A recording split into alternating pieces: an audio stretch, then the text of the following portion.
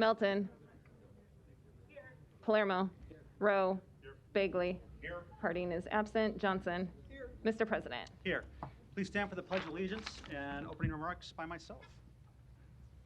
Pledge allegiance to the flag of the United States of America and to the republic for which it stands, one nation, under God, indivisible, with liberty and justice for all. Maybe just two thoughts before we get started today.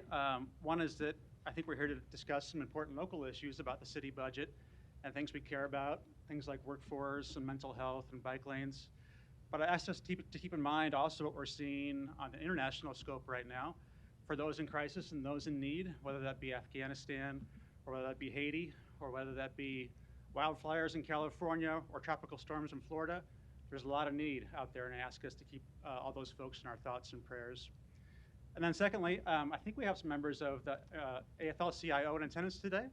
I just want to wish them an early happy Labor Day. We're still a couple weeks out, but since you're here today, I wanted to recognize all that the working people do for our community and all that you do with September Fest coming up for the community and the strong workforce needs we all know we need throughout the community with our employers. So thanks for what you do. An affidavit of publication is on file for the pre-council and city council meeting, and a current copy of the Open Meeting Act is posted in a white binder on the east wall of the legislative chambers. So welcome to the Omaha City Council. We're pleased to have you here. We look forward to hearing your testimony on many items yet today. I ask you to turn your cell phones off or at least turn them to vibrate.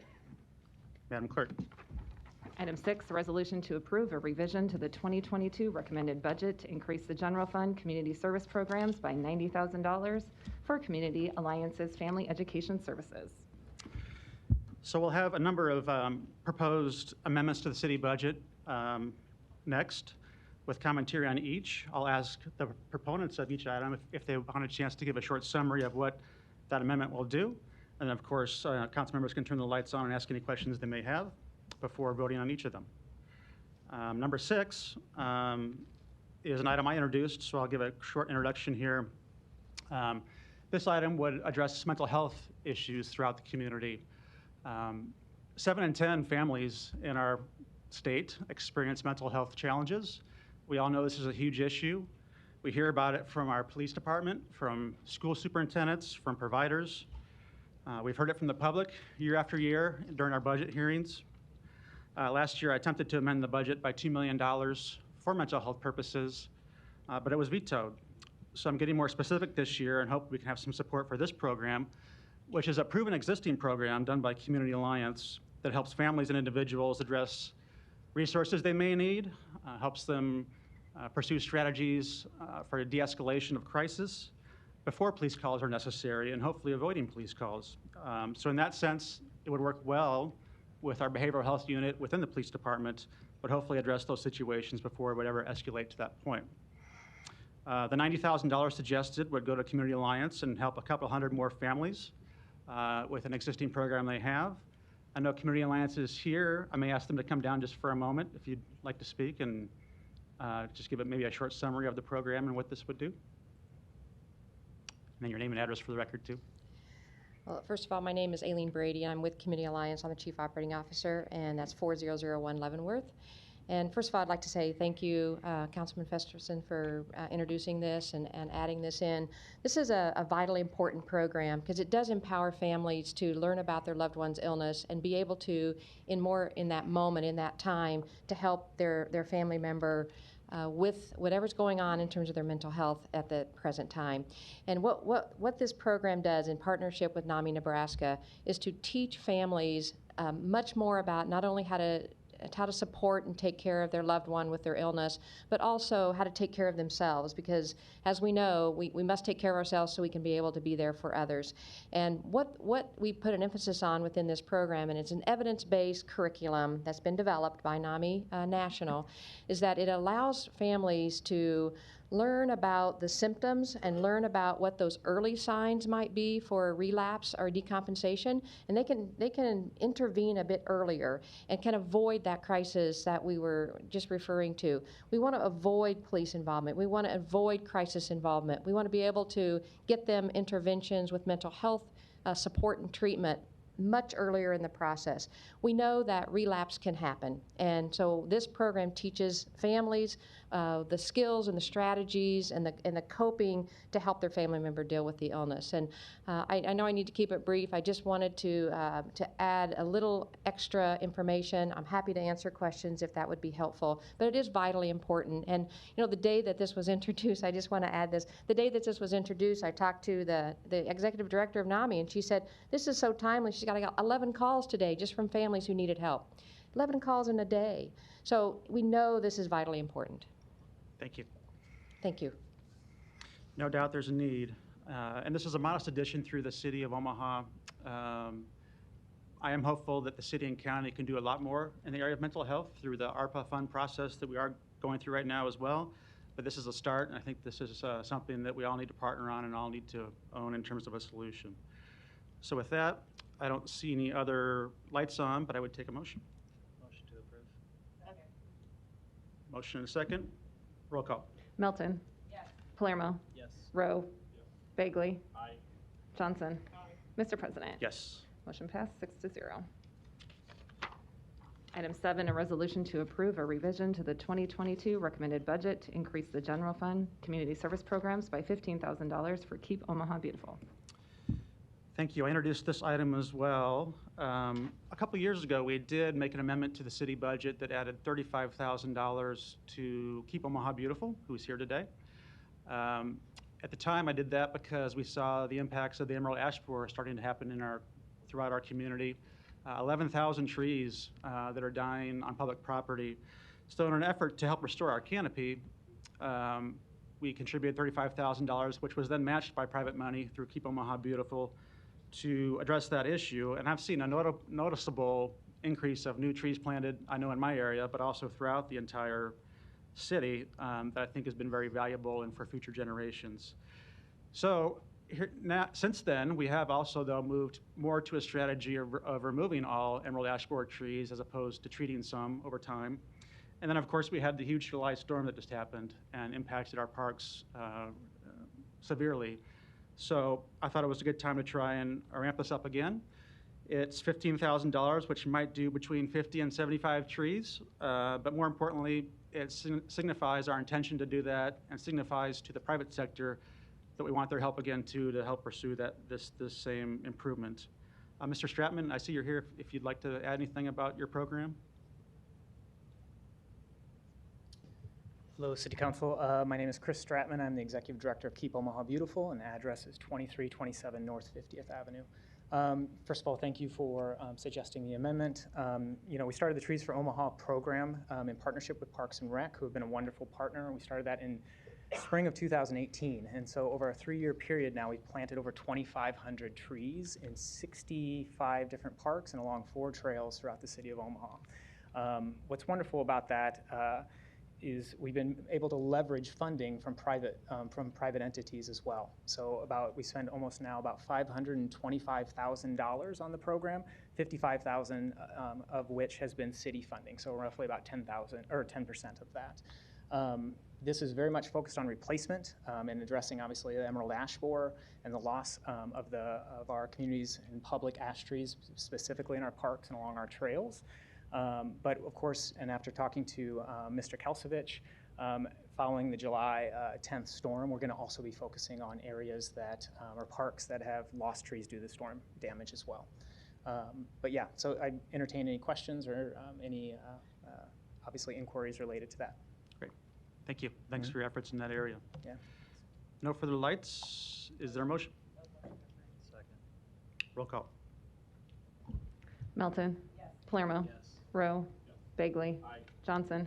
Aye. Mr. President. Yes. Motion passed 6-0. Item 8, a resolution to approve a revision to the 2022 recommended budget to increase the general fund community service programs by $40,000 for a small business facilitator consultant. Ms. Johnson, you're recognized. Thank you. I'm going to go ahead and make the recommendation to amend that to a revision for the 2022 recommendation to be issued to the REACH program. This item that I brought forth today is to ensure that District 2 has the opportunity to have hand-on treatment, hand-on assistance with reaching the opportunities that are so much in need of our community to move to the next level as it relates to economic growth. District 2 has been in the hole as far as having opportunities for whatever reasons, but definitely since COVID-19 has brought to our attention the impact, has brought to our attention the impact of people of color and underserved communities, and as far as what they are able to do in terms of leveraging their skills, their services, and their abilities to really make a huge impact on providing money for their families. This is something that we have struggled with in District 2 for a very long time. Now we have the American Recovery Act as another tool. I just want to make sure that we have the necessary tools to move forward, move the next needle so that we are very impactful and making sure that all the skilled workers there can do that. Thank you. Thank you. And so what's on the floor is an amendment of the whole for $40,000 to the REACH program. Correct. Okay, thank you. Ms. Melton, you're recognized. Oh, thank you. And I just want to say that the REACH program was started, Councilmember Festerson, correct me if I'm wrong, but it was about 6 years ago, 6 to 7 years ago. I know it was in my first term. We were looking for ways to help small and emerging businesses. We had our SEB program.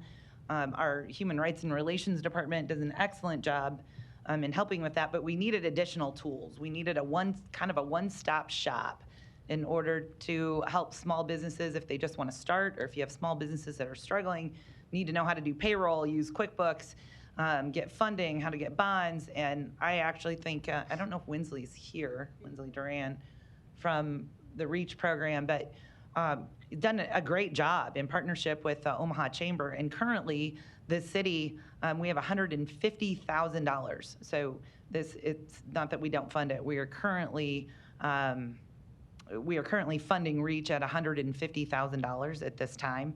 I don't believe they asked for any more. So I want to say that I firmly support the REACH program. I've been down to the chamber. I've seen how it worked. I've met with business owners who've used it, and it's an absolutely fabulous program. However, we also have an immediate need today for tenant assistance. Right now, there's $250,000 in amendments on our agenda. We can only pass $200,000 in order to stay within the charter and balance our budget. Unlike the federal government, we don't get to work in a deficit here in Omaha. We actually balance our budget, and so we pay for all of our expenses every year. We don't go into a deficit. If we were to do so, we would actually have to then raise your taxes. We would be off on revenues, and that is not what I'm proposing to do. However, because REACH is funded at $150,000, I would like for this $40,000 to be reserved for my amendment to help the tenant assistance program. Ms. Johnson just stated that there are many underserved people in District 2 who need to provide for their families and need necessary tools. Well, I can tell you from my experience as a volunteer lawyer who's actually helping on this project myself. In fact, I donated 3 mornings of my time just last week. I'll be there again tomorrow. What we are trying to do is help tenants who can't pay their rent. And to me, right now, that is a more important need than giving additional money when we already have a program that's funded, and it's funded in addition by private sector, our wonderful business community, the Omaha Chamber, and it is working, and it is open for business for anyone who wants to start a business or needs help with their business. They can go down to REACH. But right now, we have funds that we did receive from the federal government. But I can tell you in my experience last week, there were tenants and landlords, neither of which knew that these funds were available. None knew how to apply for them. And no one knew about them until they're actually in court on an eviction. everybody thinks that there's a moratorium, therefore the cases aren't being filed and they aren't being held, and that is not true. The moratorium was actually lifted, and there were hundreds of cases filed. I will talk about the need for that when mine comes up, but I want to let everyone know by voting for this, basically you are eliminating the ability for us to have a full-time person in charge of this program that currently we're just kind of doing on a whim with volunteer lawyers who are showing up at 9 o'clock, but we don't have the cases necessarily prepared. We don't have all the information. And, you know, as a lawyer, I don't mind going in and kind of practicing on the skin of my teeth, but I can tell you if there's any lawyers in here, it's very difficult to walk into court and help argue a case when you don't even have the case file, you haven't read the complaint, and you don't know the facts. I'm looking at a lawyer in the back who I know would never walk into court that way. But that's what we're doing as volunteer lawyers, because we really need a full-time position for somebody that's going to work up those cases, hopefully contact the landlords and the tenants before they get to court at 9 a.m. so that we can work that out. Last Wednesday, we had 28 cases that we were handling just on Wednesday morning at 9 a.m. We've got the funds for this. In fact, we got 22 million, and we can apply, and hopefully I think are getting another 19 million. But right now, this is also a win-win. Not only are we keeping people from becoming homeless, but we're also getting the landlords paid. The landlords have really suffered over this last year and a half because they have to keep paying their mortgage when they're not receiving the rents. And so to me, and I've done these cases, I've actually taken the time, and there were landlords that got paid within 3 days last week. Not only did they get paid the 3 months that they were owed, they were paid in advance all the way until the end of October. So I had landlords walking out happy, and they walked out with their tenants. They didn't want to evict them, but they needed the money. So this is something that I think we really need to do. There are people that are falling through the cracks. There was one case in front of the court that somehow got missed. They didn't even get a volunteer lawyer. I just happened to be sitting in the courtroom, and I was able to interrupt and get the tenant some help and get them matched up with Match to get some funds. And had I not actually just been sitting there, that wouldn't have happened, and we would have had another person who, quite frankly, could have become homeless, because there are a number of cases that can still be filed for evictions that don't fall under the 7-day. And I know I may be talking over, but everybody thinks there's just a moratorium on any landlord's filing. And that's not true at all. So in addition, we're also helping mediate some of the other cases that aren't covered under this moratorium. We're helping mediate, maybe giving them some additional time, working on still getting the landlords paid, even if they want to get the tenants out, because sometimes you can get your tenant out, but you're never going to get that 3 months back. So we're actually benefiting both parties in these lawsuits, but we really are in desperate need of having one person actually in charge of this tenant assistance program, so that it's not just a bunch of us volunteers showing up at 9 o'clock, but we don't have anything prepared.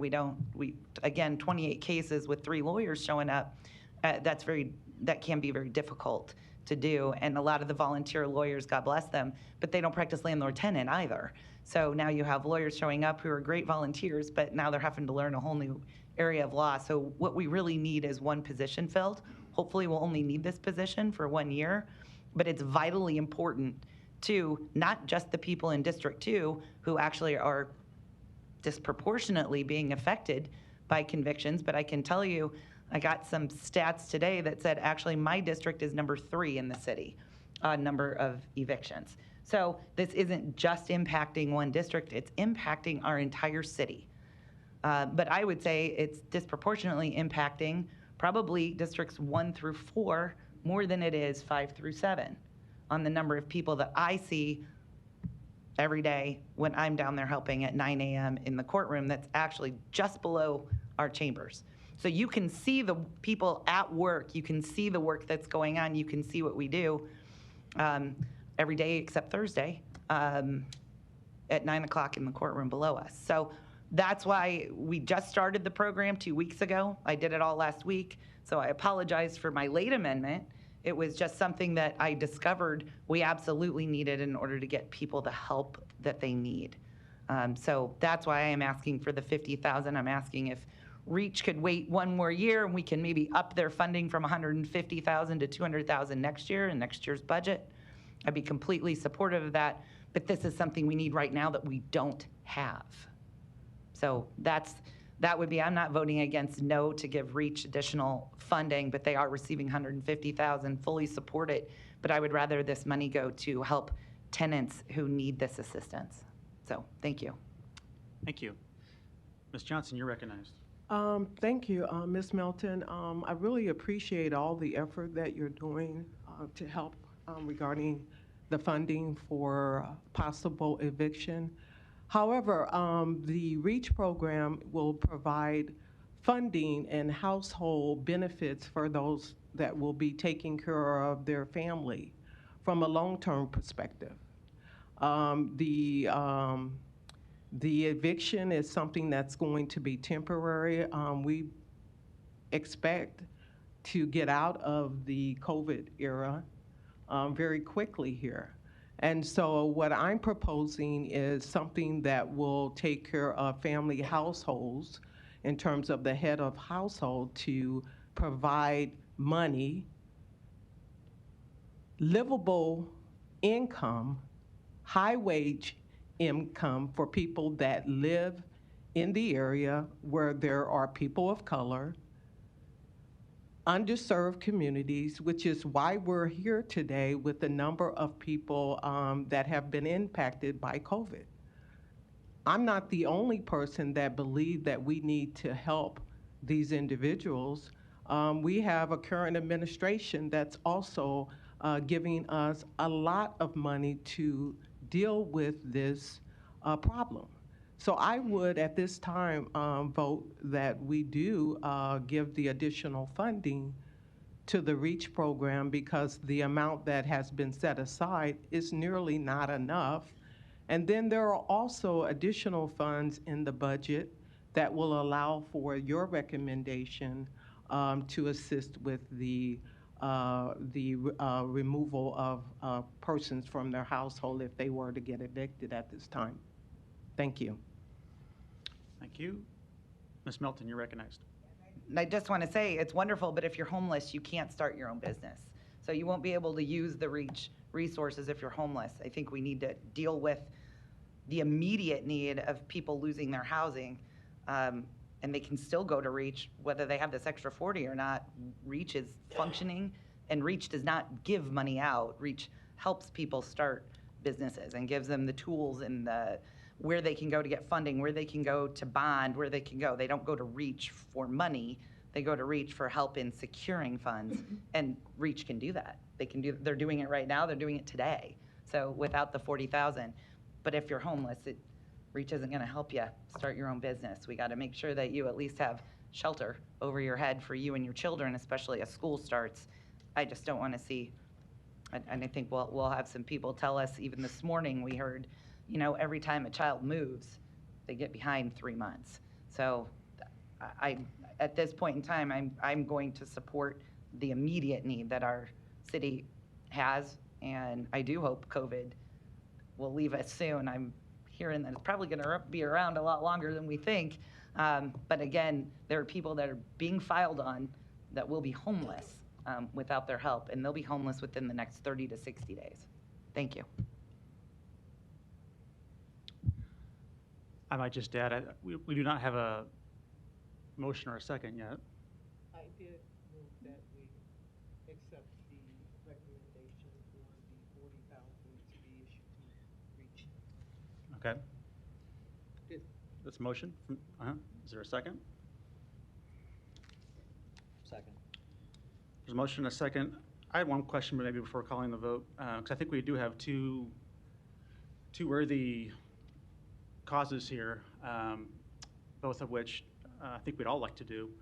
And I think Ms. Melton brings up a very good point and a very good program that should be in all of our minds and something we should be trying to address. So I don't know if this is a question for Mr. Kuzy or maybe Mr. Dowding, but when this came up, I thought to myself about the same funding that Ms. Melton discussed. The $22 million already allocated from the city to match, and then the $19 million, which I think is secured and is on the way to the city before the end of the year for rental assistance for those in need and to help prevent the eviction situations that Ms. Melton's working on. And I thought to myself, could the program we're discussing here today also be funded from that money? Possibly a lot more than $50,000 that's presented here today for the extreme need that she's experiencing and working on. And I think that answer is yes, at least from those that I've talked to that are experienced with the program and have looked at how those funds can be used. To me, that would certainly seem appropriate if that doesn't otherwise get addressed today. So, Mr. Kuzy, maybe the question to you, if you know the answer off the top of your head, is if we thought that was a good idea, what process do we need to pursue for that to occur, seeing as we've essentially contracted those funds to match? Is that a request to match? Is that a resolution we passed? Is it some other form of action that we need to be taken? Matt Kuzy, City of Omaha Law Department. If I understand your question correctly, you want to know basically, can match funds be used for the project that Ms. Melton is describing? Yes, and how would we go about that at this point if we wanted to do that right now with the match funds currently in play? It is my understanding that that is possible to use match funds to accomplish that. It is also my understanding that that would have to be done basically within our agreement that we have with match. We'd either have to modify it or come up with a new one to allow for that. But it's my understanding that match funds can be used for that purpose. It's most likely a small amendment to that agreement. That would be my suggestion, yes. Okay. Well, that'd certainly be something I would be willing to pursue if this does not otherwise get addressed today. Mr. Rowe. I guess I just wanted to say that we have like 6 amendments, then we can only fund 5 or less. So we're going to have to make some tough choices today. And it's unfortunate. I asked at the pre-council meeting, how did we place these in what order? And it was probably just by the way they came in. So I think I'm gonna probably vote with Councilmember Melton, because I agree with the amendment that's going to be coming up next from Mr. Begley and Mr. Palermo, and that we just don't have enough money to fund everything. So I just want to put that out there that we've got a tough decision to make. Thank you. Mr. Palermo. Thank you, Mr. President. And I wanted to add as well, I mean, unfortunately, we did receive this late, and Councilmember Melton, you're exactly right. This is much needed. So it's good to hear from the city attorney, acting city attorney, that it is possible for this important position that's helping through match, because we know $22 million is a lot more, and I'll just say it, than the crumbs we're fighting over right now. So maybe that's the discussion we should have, as finance will cringe a little bit. Maybe the contingency fund should be increased for us as we see needs that need to be addressed in the districts that we serve. A wise man once told me, and it was my grandpa always who fought for people, he said, it's really easy to fight the fight for what's right. He said, it's really hard to give away money once you have it. And I never understood that until being on the South Omaha Historical Grant Committee, where you get grants that come in and you're like, oh, this is easy, everybody's gonna get it. And you add up the money you have to give away, or you add up the money that the grants come in, and it's $600,000 and you got $150 to give away. It's not easy to provide for everything that's very worthy with what you have in front of you. And it's unfortunate these amendments do come in the order that they are received. And when I seen yours, I said, man, that's a really good one. I wish it was in a different order, but it's not. So everything's important. I will vote yes all the way down until the money is out. Again, maybe the discussion should be a little more money in our contingency fund for the next go around next year. So thank you. Thank you. Ms. Melton. No, and I appreciate that. And actually, I did, on our agenda, this $40,000 was supposed to be for a new consultant, so I wasn't aware that it was going to reach until 30 minutes ago. I mean, so that was last minute too. I think it would. I was actually going to talk about REACH when I saw this. I thought, wow, that's exactly what REACH does. So had we known that this was actually going to reach, it probably would have changed the discussion a little bit too, because I was not at all in support of funding a new consultant position to duplicate at least 3 other people and entities were doing just that with HR&R, our SEB program.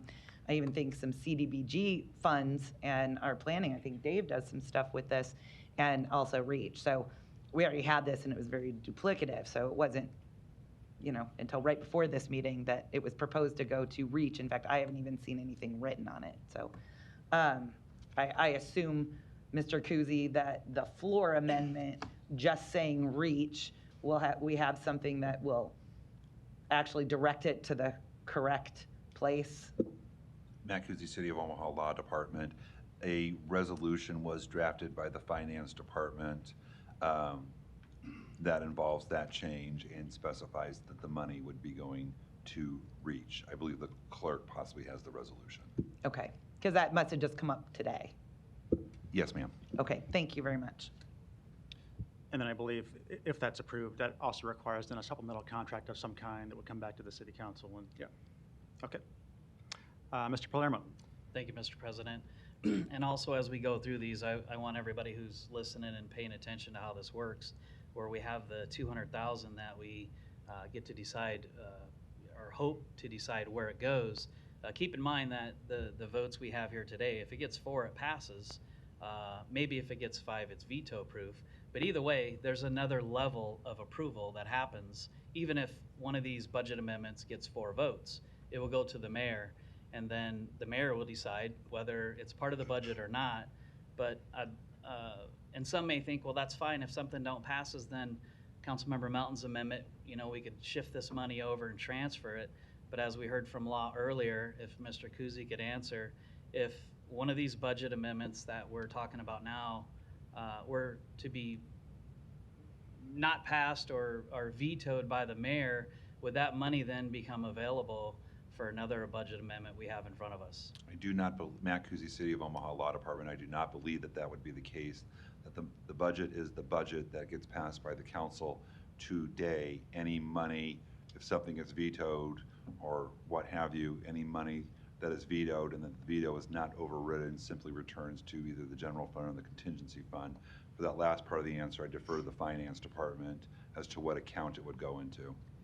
Thank you. And I'm sure Steve Curtis would love to answer that question. So we do have the exact answer on what happens to the funds that if we approve it and it goes to the next step and gets vetoed, what would happen with those funds? Steve Curtis, City Finance. Those funds will remain unallocated, and Matt Kuzi's correct. You wouldn't be able to amend the budget after today, but those would be unallocated and would be at the discretion of the mayor. Okay, thank you both. Thank you. No further lights. There's a motion and a second on the floor. Looks like I got one Mr. on Bigley. mine. Thanks, Mr. President. I appreciate my colleagues drilling down a little bit more on how that budget process worked.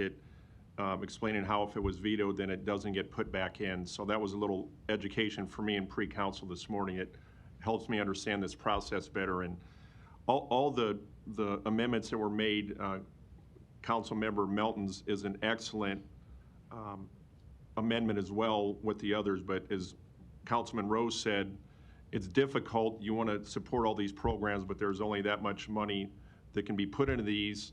And if it's vetoed, we can't put it back in. So that's good clarification on this for me at least. Thanks. Thank you. Motion and a second. Roll call. Melton. No. Palermo. Yes. Rowe. No. Bagley. Yes. Johnson. Yes. Mr. President. Yes. Motion passes 4-2.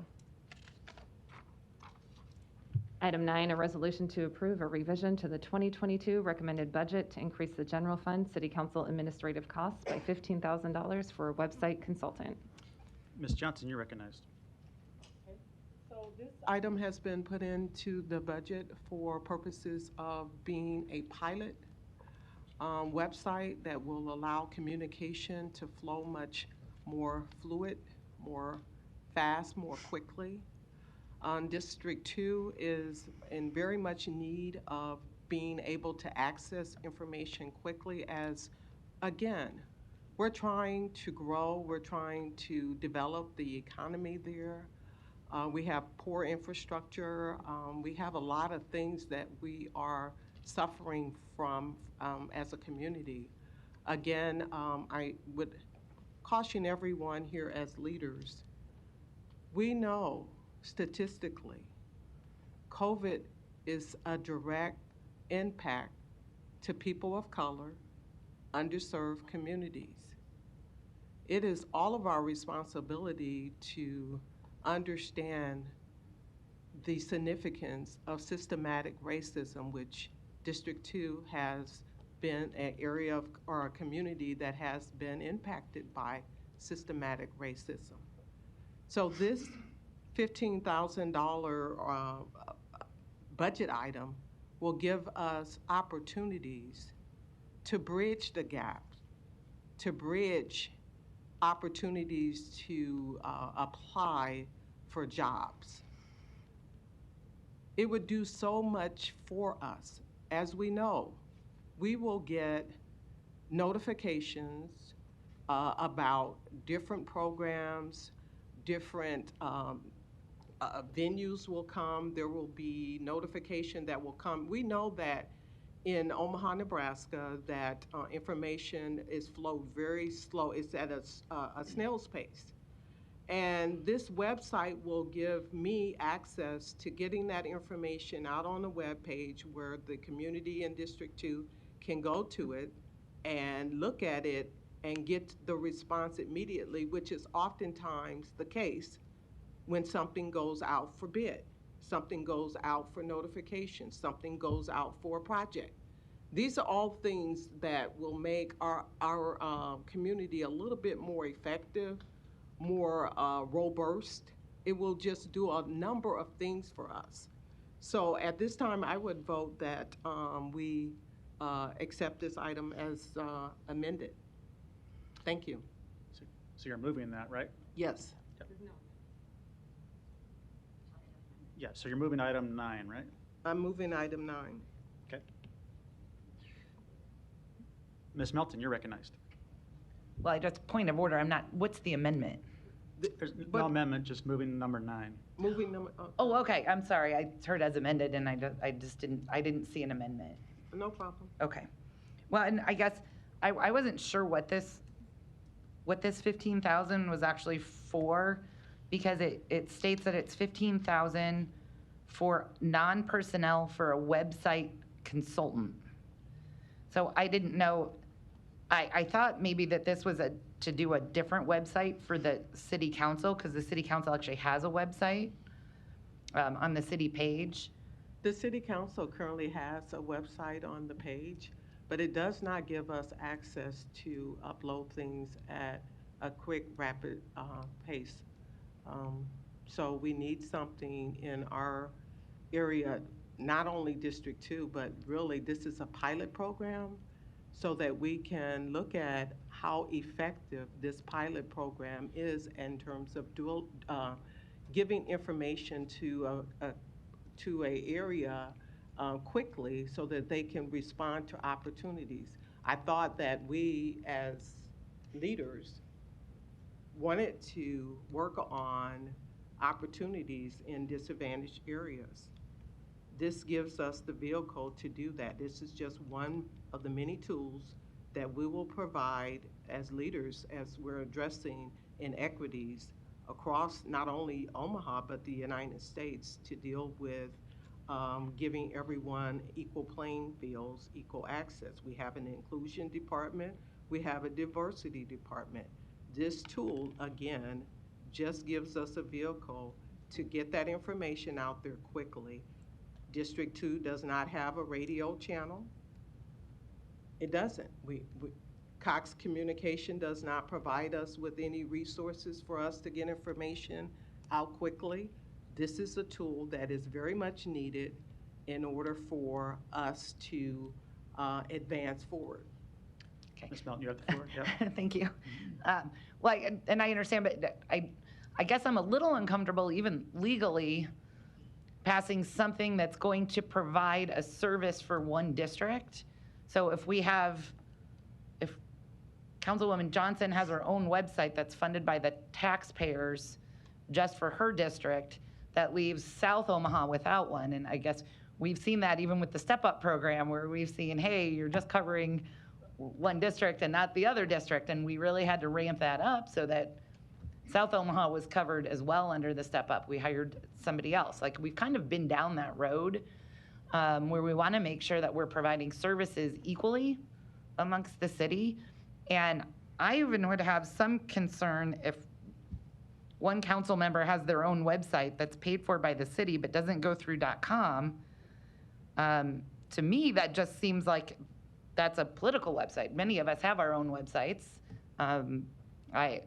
It's political. You have to file that with the NADC, or you're running into you could be running into some other issues. I'm not going to ask our city attorney to go into NADC issues because that may not be his area of expertise, only because the city shouldn't have anything to do with anything political.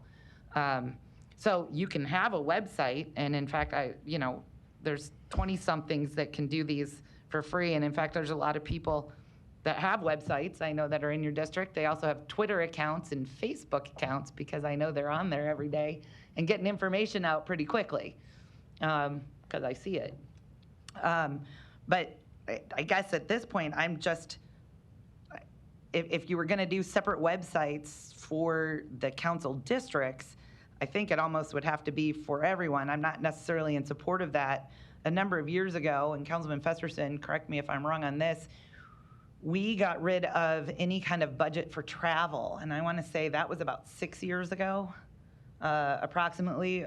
The mayor was asking all of the departments to decrease their budgets by a certain percent.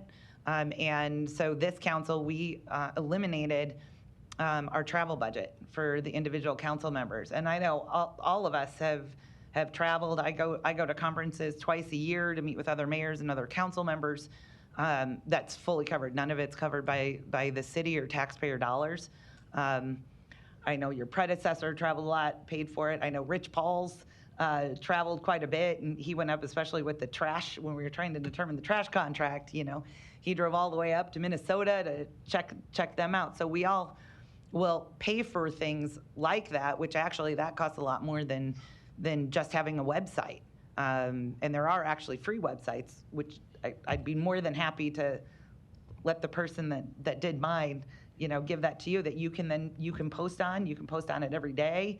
And I guess I'm just not sure what the $15,000 would pay for. And is there anyone in the city, because we don't have .com here, but if you have a city hosted website that doesn't go through .com, is there anybody from the city that understands or knows how that would work? Because I thought everything had to go through .com for security. Mr. Kuzi, I know it's not necessarily a legal issue, but I'm looking to you because you're the only one that may have a semblance of an answer. Matt Kuzi, City of Omaha Law Department.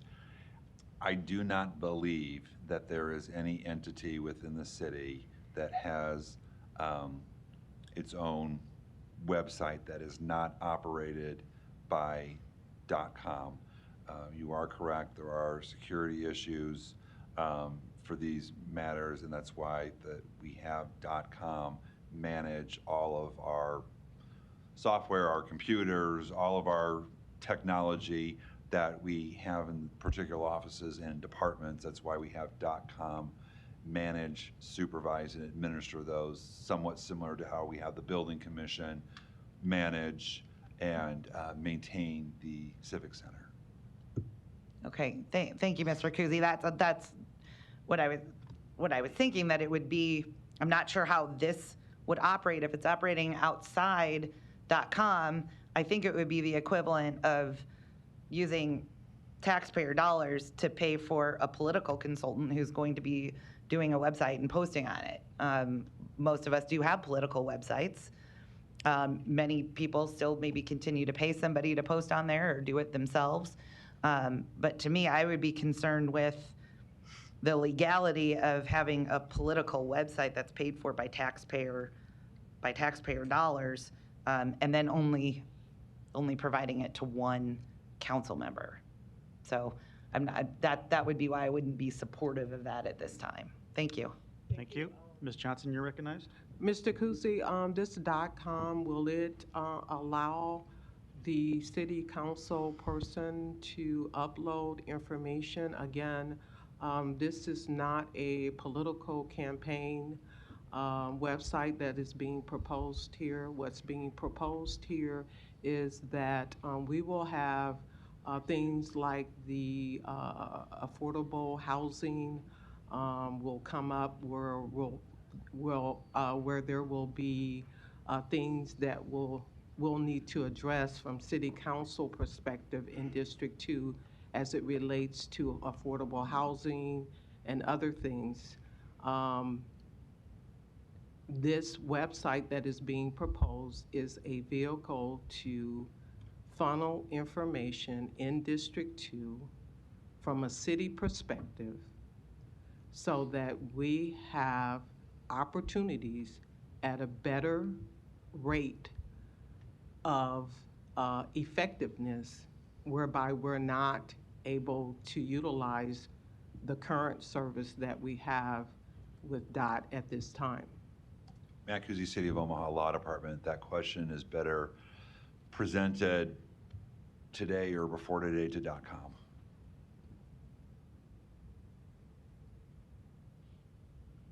So again, would there be, I put a motion on the floor.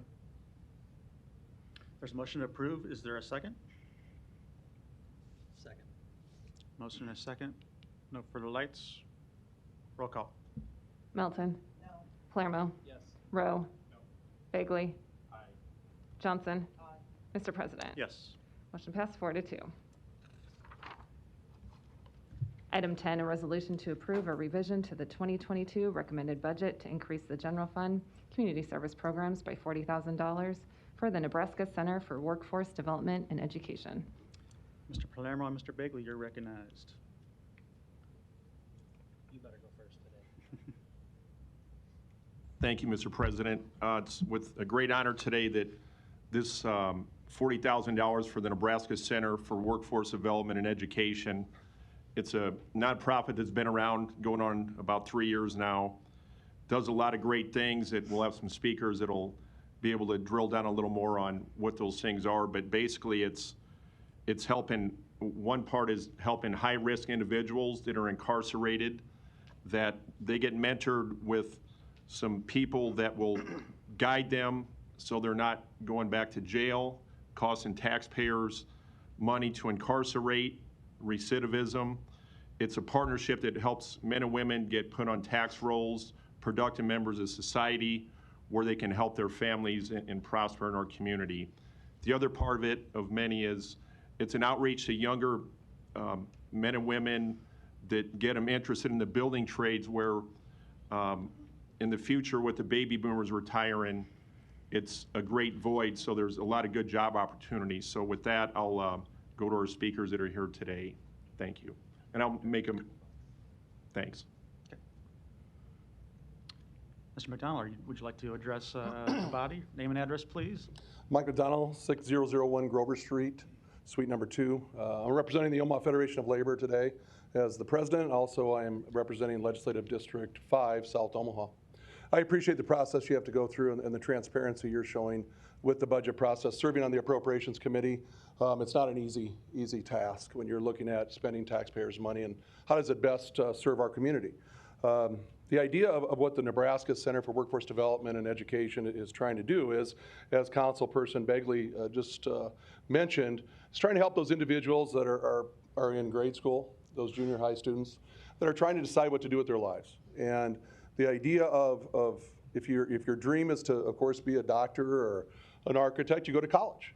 But there's other ways to be successful without going to college and provide a great living for yourself and your family. And we're trying to introduce those people to that option with the skilled trades.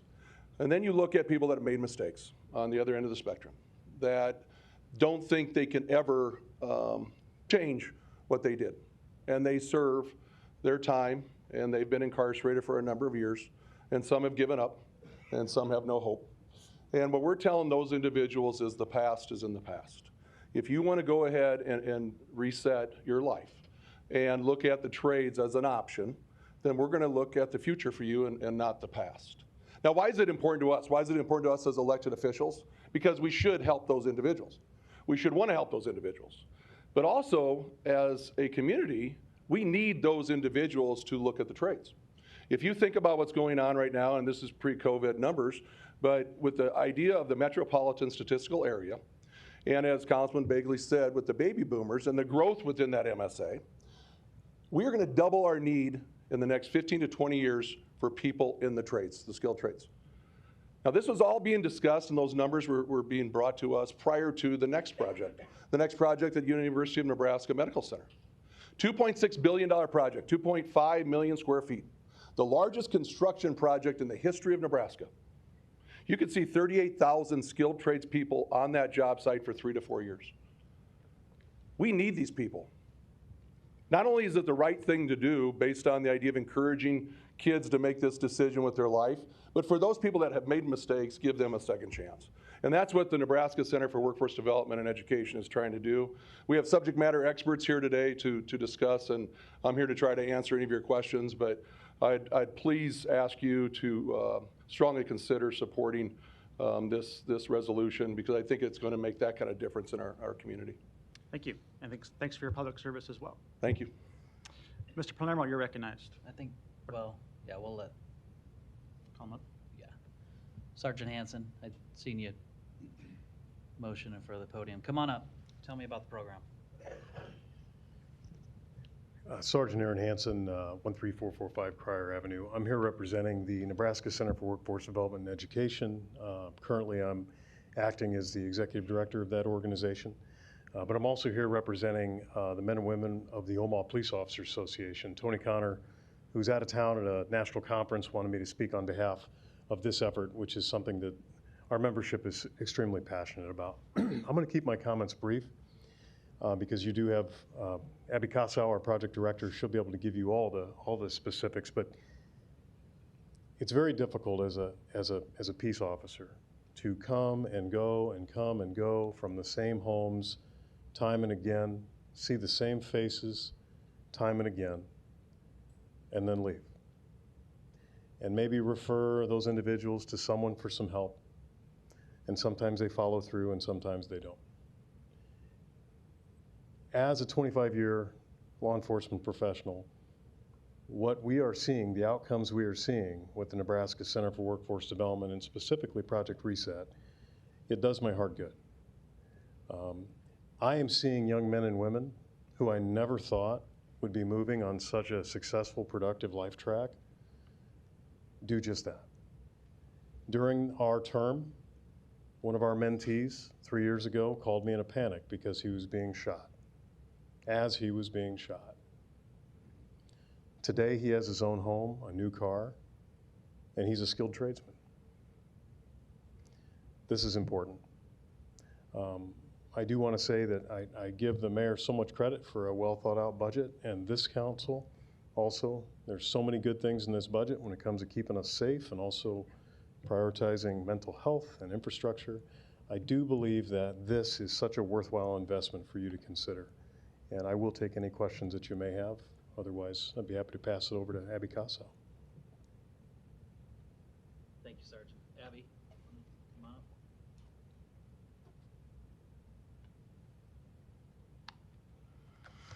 Hi, I'm Abby Kassow. I'm the program director for Project Reset, 6001 Grover Street.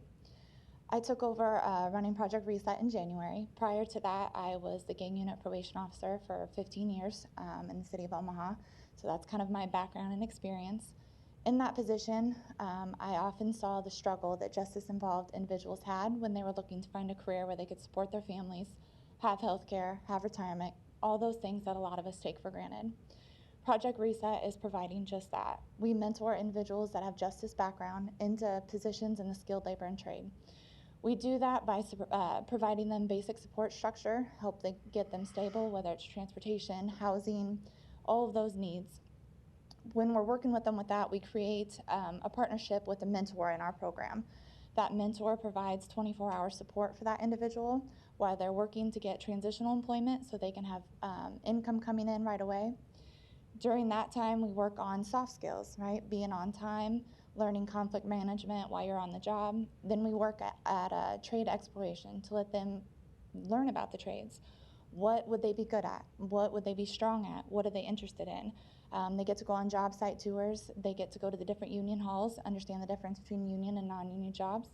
We work with those individuals then to get transferred over into what we call trade-based employment, where they're out in the trades, working on the construction sites, and getting that firsthand experience. Our end goal with most of them is to get them into an apprenticeship program.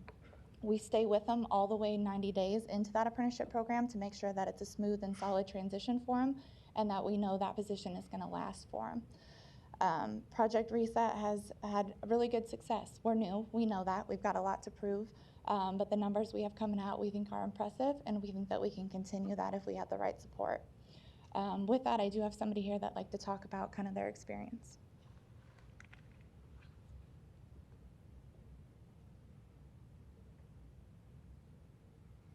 Hi, name's Ed Black. I'm the field rep for the Bricklayers Union, 5808 South 118th Circle. I grew up in a poverty-stricken neighborhood, so I know what this offers to people and the support they give to these kids that allows them to get transportation to job sites. These trades will not only lessen the burden on society for financial reasons, for medical reasons, and these kids out there, they're doing great. They're doing what they need to do and they're learning. And without the help of this program, that wouldn't happen. And I had someone mentor me to get me where I am today. Without that, I wouldn't be here. I guarantee you that. I'd probably be in prison. So, you know, keep that into consideration. So just anybody have any questions, I'll be glad to answer. Floor still yours? Okay, still mine. Thank you, Mr. President. Mike Barrett. Mr. Barrett, come on up. Let's hear. So the just to story be clear from you. to folks, though, this is a council member calling up people to offer comments they're seeking, and this is not a public hearing. So we're not going Correct. to take folks that are just walking up that aren't recognized by a council member to address a particular item. Mr. Palermo, the floor is still yours. Yeah, Mr. Barrett. I'm with Plumbers Local 16, 4801 F Street. If half the people in this room had plumbing licenses, I'd have a job for each and every one of them. We have a call for almost 30 people out there. I go to job fairs, career fairs, and we cannot find enough people. I work with Abby, I work with Officer Hanson. I see the hope they give these kids, and I see the people that we need. This is a worthy cause, and this is something that I'll support, and my union supports, as long as it's around, and that's all I have to say. Thank you. I have a point of order, possibly a legal question. Mr. Storer, don't make me regret this. Come on down for a second. And then the city attorney could possibly help me out. Well, I apologize for not understanding your rules, but I don't see. Before you start with understanding, the president will tell you what the rules are for these Would budget. you speak up, please? I don't have a problem usually in the morning. I can't understand you, please. Yeah, it's late in the day, you know, food in everybody's bellies. That's probably what helps from, or hurts the hearing. But the president will tell you how these amendments, or I can tell you. So here's how it works. We have budget amendments on the agenda. And there is no public hearing. It was already closed. So as people come up with a budget amendment, if we have people that want to speak on that particular item, we would call them up to hear a story from them. Okay. Give us let us know why the council member should vote for that particular budget amendment. Okay. So do you want to speak I'm just trying to help the process here. I think we're doing good on the process. Do you want to say something about this particular budget amendment? I want to refer to, I don't see this listed as a presentation or a proclamation. I think the time for all of this that we've had and we're hearing was last week when the citizens could have a hearing. Correct, but you wouldn't There's have a known about hearing these. for somebody here today, but not a citizen. Okay. I think it's Starting out to of make me order. regret it. And possibly an unreasonable rule under the Open Meetings Act. Okay. I had a discussion this morning. That is not just for you people, it is also for the citizens. Call me out of order. I'm not going to Send call me you out of order. here. Go I ahead. want to hear You But it's speak all- about jobs you that are don't needed in say the it's a city of hearing. Omaha. That's what I want to hear you speak about. It is not a public hearing, so all of these Okay, people. so nothing on item 10. Thank you, sir. They get to say stuff that the citizens didn't get to say last week. Now you're out of You order. should not vote on any of these today. Thank Okay. you. Thank you. Mr. Bagel, you're recognized. Thank you, Mr. President. I just wanted to say thanks to Senator McDonald and Sergeant Hansen, and especially Abby, because I know the work that you do on, it's so much more to it than just matching people up with jobs. It's teaching young men and women that may go back to the lifestyle of crime and to prison on the immediate, simple social skills of reporting to work on time, doing what you're supposed to do. And the unions provide a mentor for these young men and women to perform those tasks that Senator McDonald very eloquently spoke of with all the jobs that are coming. And these young men and women that are being helped by the center are going to be taxpayers, they're going to be productive citizens. And I want to thank everybody that belongs to the Center for Workforce Development and Education, because it's a vital need that this program is growing, and the great work that is done there, it will serve our taxpayers and our community well. Thanks, Mr. President. Ms. Milton, you're recognized. Thank you. And I was in support of this before I put my amendment on, and I will continue to support it because I actually think we can work together on this one. You're providing jobs, and even in that interim, if you have somebody coming in that's going to get that temporary job while they're working with you but are having trouble paying rent, please let them know that there are funds available. So again, this is where our different nonprofits can work together to try and keep some of the people coming to you. It may take a little while for them to get the training and get them to that job where they're going to be able to pay for their rent, and then eventually are here, buy their own home. So in the meantime, though, we do have some funding so that maybe we can get their rent paid while they're going through your program.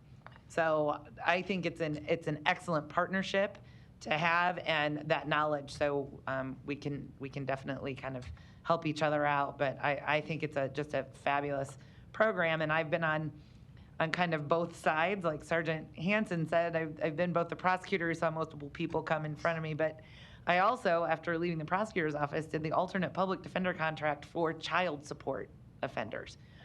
So I can tell you that there were a number of people that I was trying to help, and this is 10 years ago, and I wish I had your organization to refer them to, because they were being held in contempt for not paying their child support. Because they didn't pay their child support, they lost their driver's license.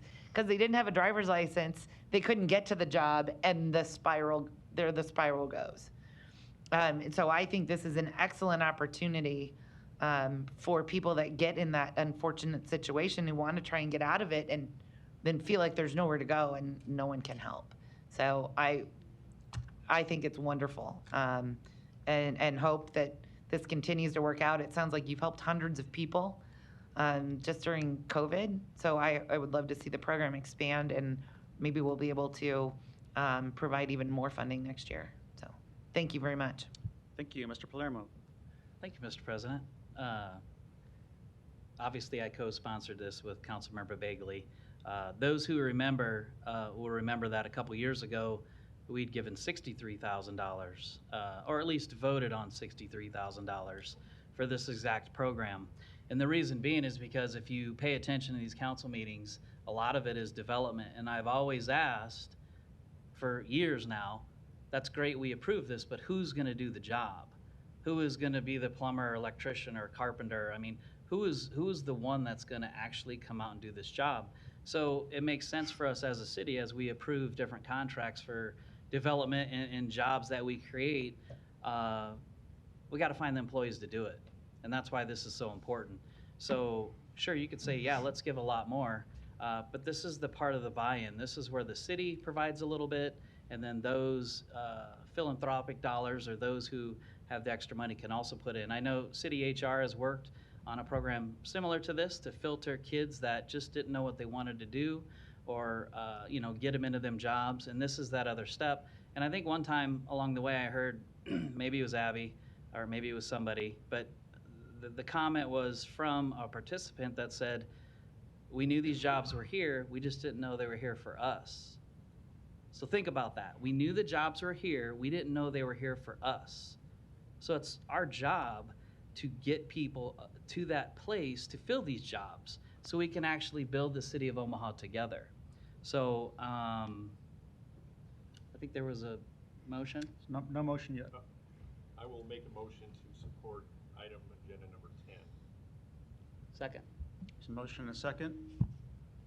Now for the lights, roll call. Thanks. Melton. Yes. Palermo. Yes. Rowe. Yes. Bagley. Aye. Johnson. Mr. President. Yes. Motion passed 6-0. Without objection, we'll bring up supplemental agenda item number 73. I think we've identified that procedurally this item cannot pass if the previous items did pass, but I'll recognize Ms. Melton as this was her amendment. Thank you. And I would like the opportunity because Aaron has done a lot of work and is here.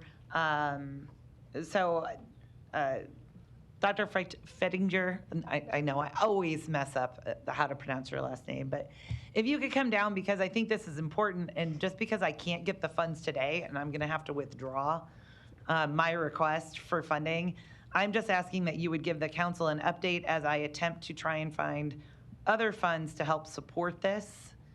And I know you've done a lot of work in preparing for today, so I am just asking for the council to allow her to present. Thank you for that. I'm always prepared to talk about evictions, which means my life Yes, is you fairly are. depressing. Hi, Dr. Erin Feitstinger. I work at Together. I'm the Director of Advocacy and Policy, 812 South 24th Street. We're also a collaborative partner of the Tenant Assistance Project, and knowing that Councilmember Melton has volunteered with us, she asked me to come and just talk a little bit about the Tenant Assistance Project so you have that information. So I have several graphs. I was up too late last night, sorry. Okay, so Douglas County Tenant Assistance Project is a collaborative effort by several community organizations to ensure that each tenant with an eviction hearing has access to a volunteer lawyer. How it works, we always tell our clients if they call us at Together and are facing an eviction hearing, have that filing in hand. First thing to do is call legal aid. I'm going to get that tattooed on me for how many times we say it. But those who can't do that in time, we all know legal aid is overburdened, can show up on the day of their eviction hearing, and there will be a volunteer lawyer who can review their case, talk to their landlord or their landlord's attorney, and see if one, this eviction is illegal, and that can be for various reasons, improper filing, improper notice.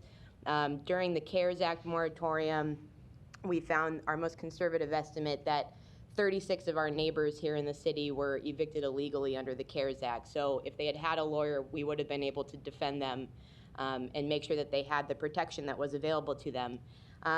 It also benefits landlords and tenants because they can work out an agreement that avoids an eviction judgment on a tenant's record, which can be really, really difficult to overcome in your future housing search. And I sat in this room on Friday when the Urban Affairs Committee of the Nebraska Legislature heard the City of Omaha's affordable housing report, and making sure that people can stay in their homes is one really good way to make sure that we have affordable housing and that people aren't losing their homes.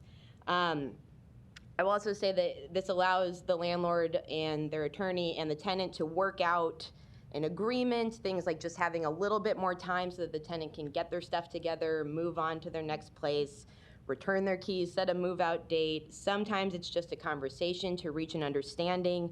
A lot of times now that we have these ERAP funds that you were talking about, it's making sure that tenants and landlords know that this money is available and they can get paid, and we can avoid this ugly process altogether. Just to give a little background, and I handed these out, and I can also follow up with anyone who is interested in any more information. Is that working? Mm-hmm. It'll come on. Just give it a sec. It's too fancy. What happened to the old projector with And then the just take film? the top, just the button at the top will reduce it. Nope, wrong way. All right. So, 2020, I compiled the eviction filings. These aren't judgments. This is every eviction filed within city limits, which came to 3,075 eviction filings within the city limits in 2020. With all of the different moratoriums in effect, we still had over 3,000 evictions, and broke them down for you by your city council district. So Councilmember Johnson, North Omaha had 903 evictions. And I will also say that if you lived in 68111, you were 4 times more likely than the average Nebraska renter to receive an eviction judgment on your record if it went to trial. Councilmember Bagley, you are in second with 609. Councilmember Festerson, 468. Councilmember Melton, 421. Councilmember Palermo, 325. Councilmember Rowe, 233. And Councilmember Harding, who is not here, but I'll send him this, is 116. And those numbers pretty much hold true, except that Councilmember Melton, your district went up in 2021. And those numbers are for April to August to today of 2021. So the Tenant Assistance Program is really necessary. In 2020, only 4.4% of tenants in Douglas County Eviction Court had representation, compared to over 90% of landlords. In Lancaster County, who started a similar eviction program, or a similar program in response to COVID-19, less than 5% of their tenants had a lawyer before TAP started there, and this meant that 80% of their cases resulted in an eviction judgment on that tenant's record. Now, 100% of tenants who show up to their hearing have an attorney, and fewer than 2% of those cases result in an immediate eviction. So I've been attending eviction court for a while now, and every day down in courtroom 20, which is just below us here, with the exception of Thursday, an eviction filing has almost always meant an eviction judgment. I got to witness TAP in their first week in action here, and there were 16 eviction hearings that day, and only 3 resulted in a judgment. And that was because those tenants did not appear for their hearing, so did not have access to a volunteer lawyer. This morning I was in eviction court. There were 13 hearings. 10 of those were dismissed because the landlord attorney and their volunteer lawyers or their legal aid lawyers had reached an agreement that avoided an eviction judgment. The moratorium, as you might know, on non-payment of rent, which tenants still have to proactively seek out that protection, is lifting on October 3rd, and we already know from past moratoriums that eviction filings will spike as a result of that moratorium lifting. Different graph. You do not have this, and sorry for the lo-fi home office highlighter job that I did here, but COVID. So this is a graph from a report that we did with Creighton University about COVID-19 and evictions in Nebraska in 2020. The first column here is the state moratorium. You'll see right after that lifted, filings went up. Second column here is the CARES Act moratorium. After that lifted, filings went up. And I will say that when we had that brief day where we thought that the moratorium, the CDC moratorium, was ending at the end of July, eviction filings did spike. They nearly doubled. People were already preparing to file more evictions. I will also say that the moratoriums and these protections have been working.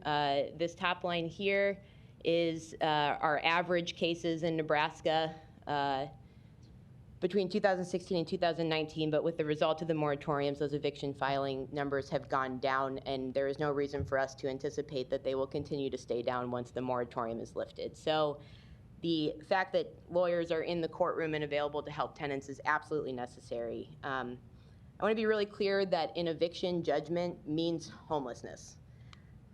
And homelessness means that a small army of social service organizations, some of which are funded through pass-through dollars from the city, are mobilized to help that family or that person get back on their feet.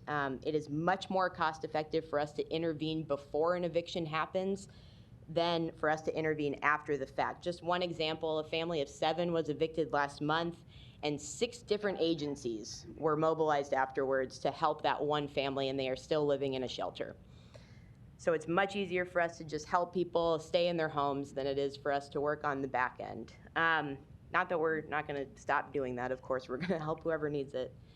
I will also say that when you're discussing ERAP dollars, in Lancaster County and in Douglas County, The Tenant Assistance Project includes representatives from various agencies, including Match. We live stream them in to the little volunteer lawyer kiosk, which helps tenants and landlords apply for emergency rental assistance right then and there.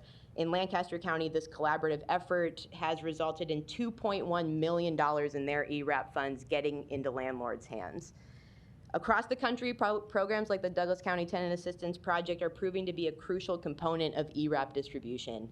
We're doing a good job here in the city of getting rental assistance out, but we want to make sure that every tenant and every landlord who needs help is getting that help, and this program helps us do that. A few other things, and I don't know if these packets got distributed, but just to give you some little more information, a sample of 800 filings last year in Douglas County in 2020 showed that over 85% of those were for non-payment of rent.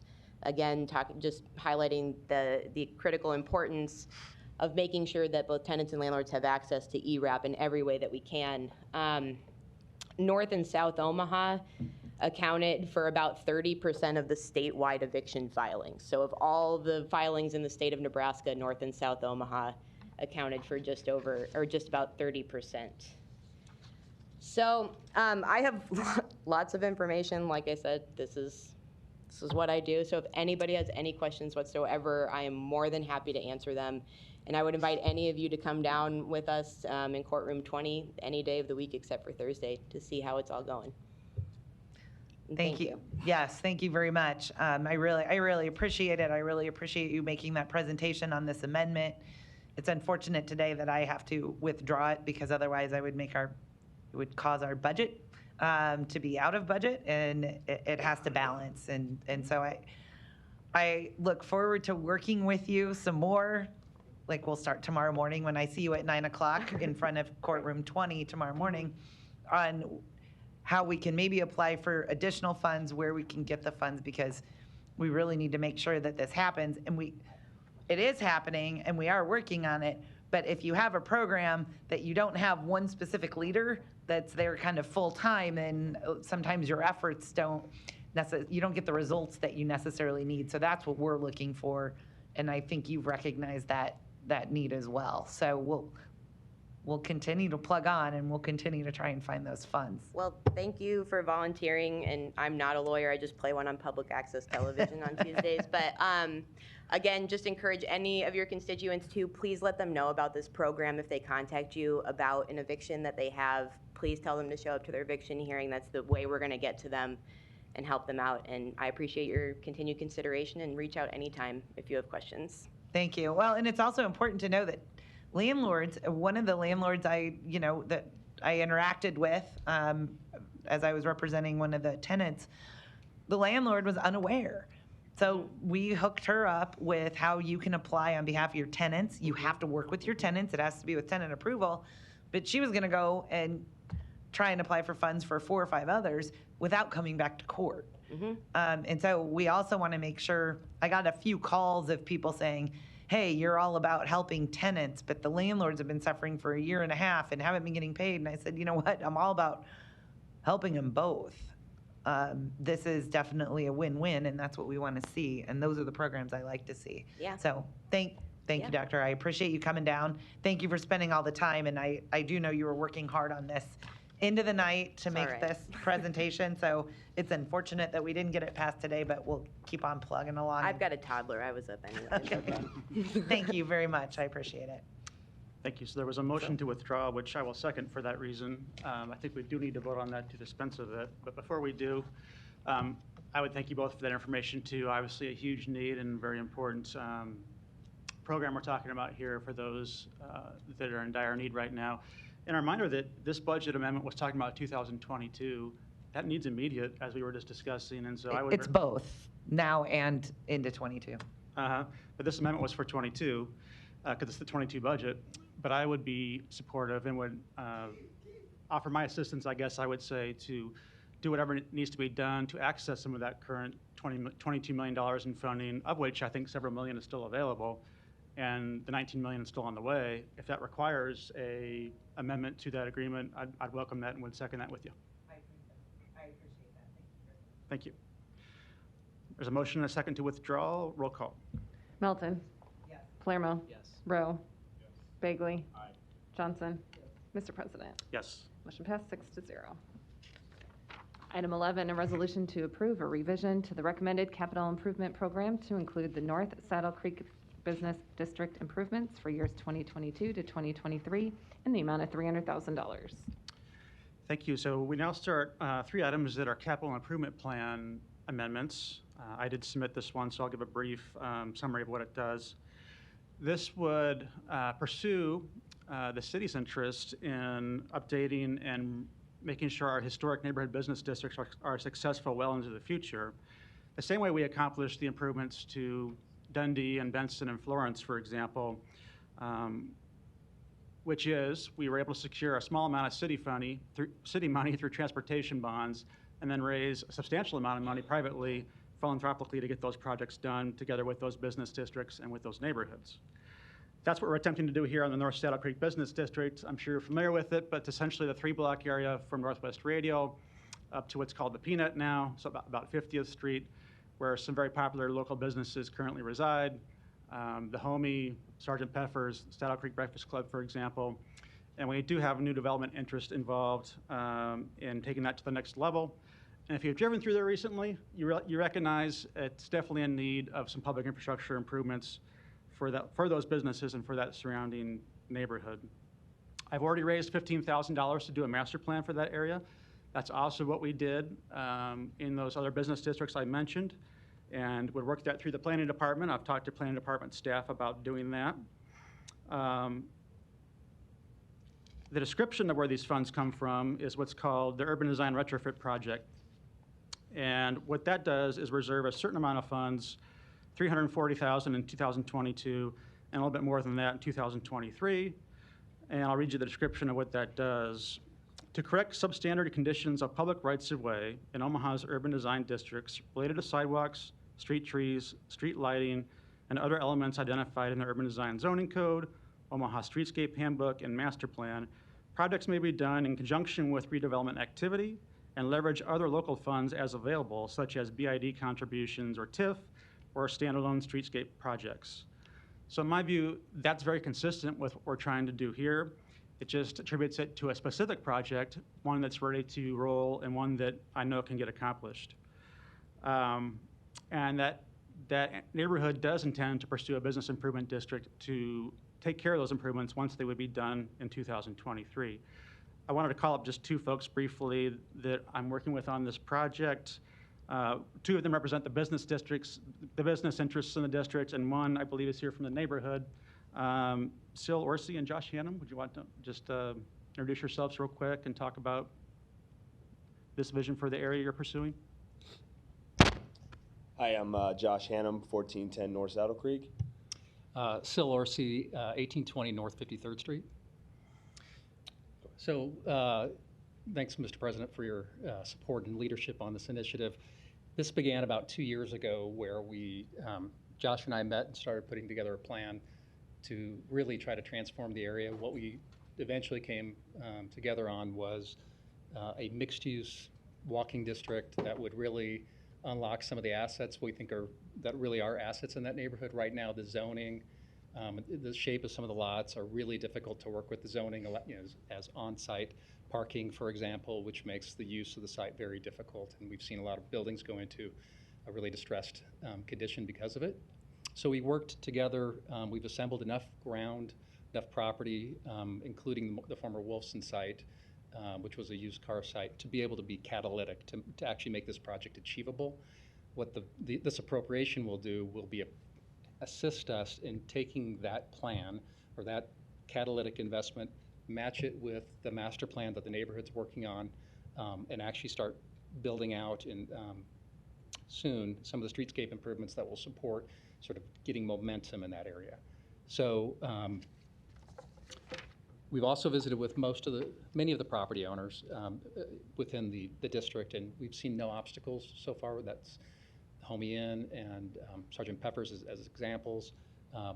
So I think everybody seems to be supportive of what's going on in the area, which is positive. And with that, Josh, do you have anything you want to add? Yeah, being a local business owner in the area, I've been there for going on 10 years now. That you know, it's a strong, vibrant community around us, but the actual area itself needs some help, needs some work. If you guys have driven down there lately, so just being one of the business operators there, we fully support it.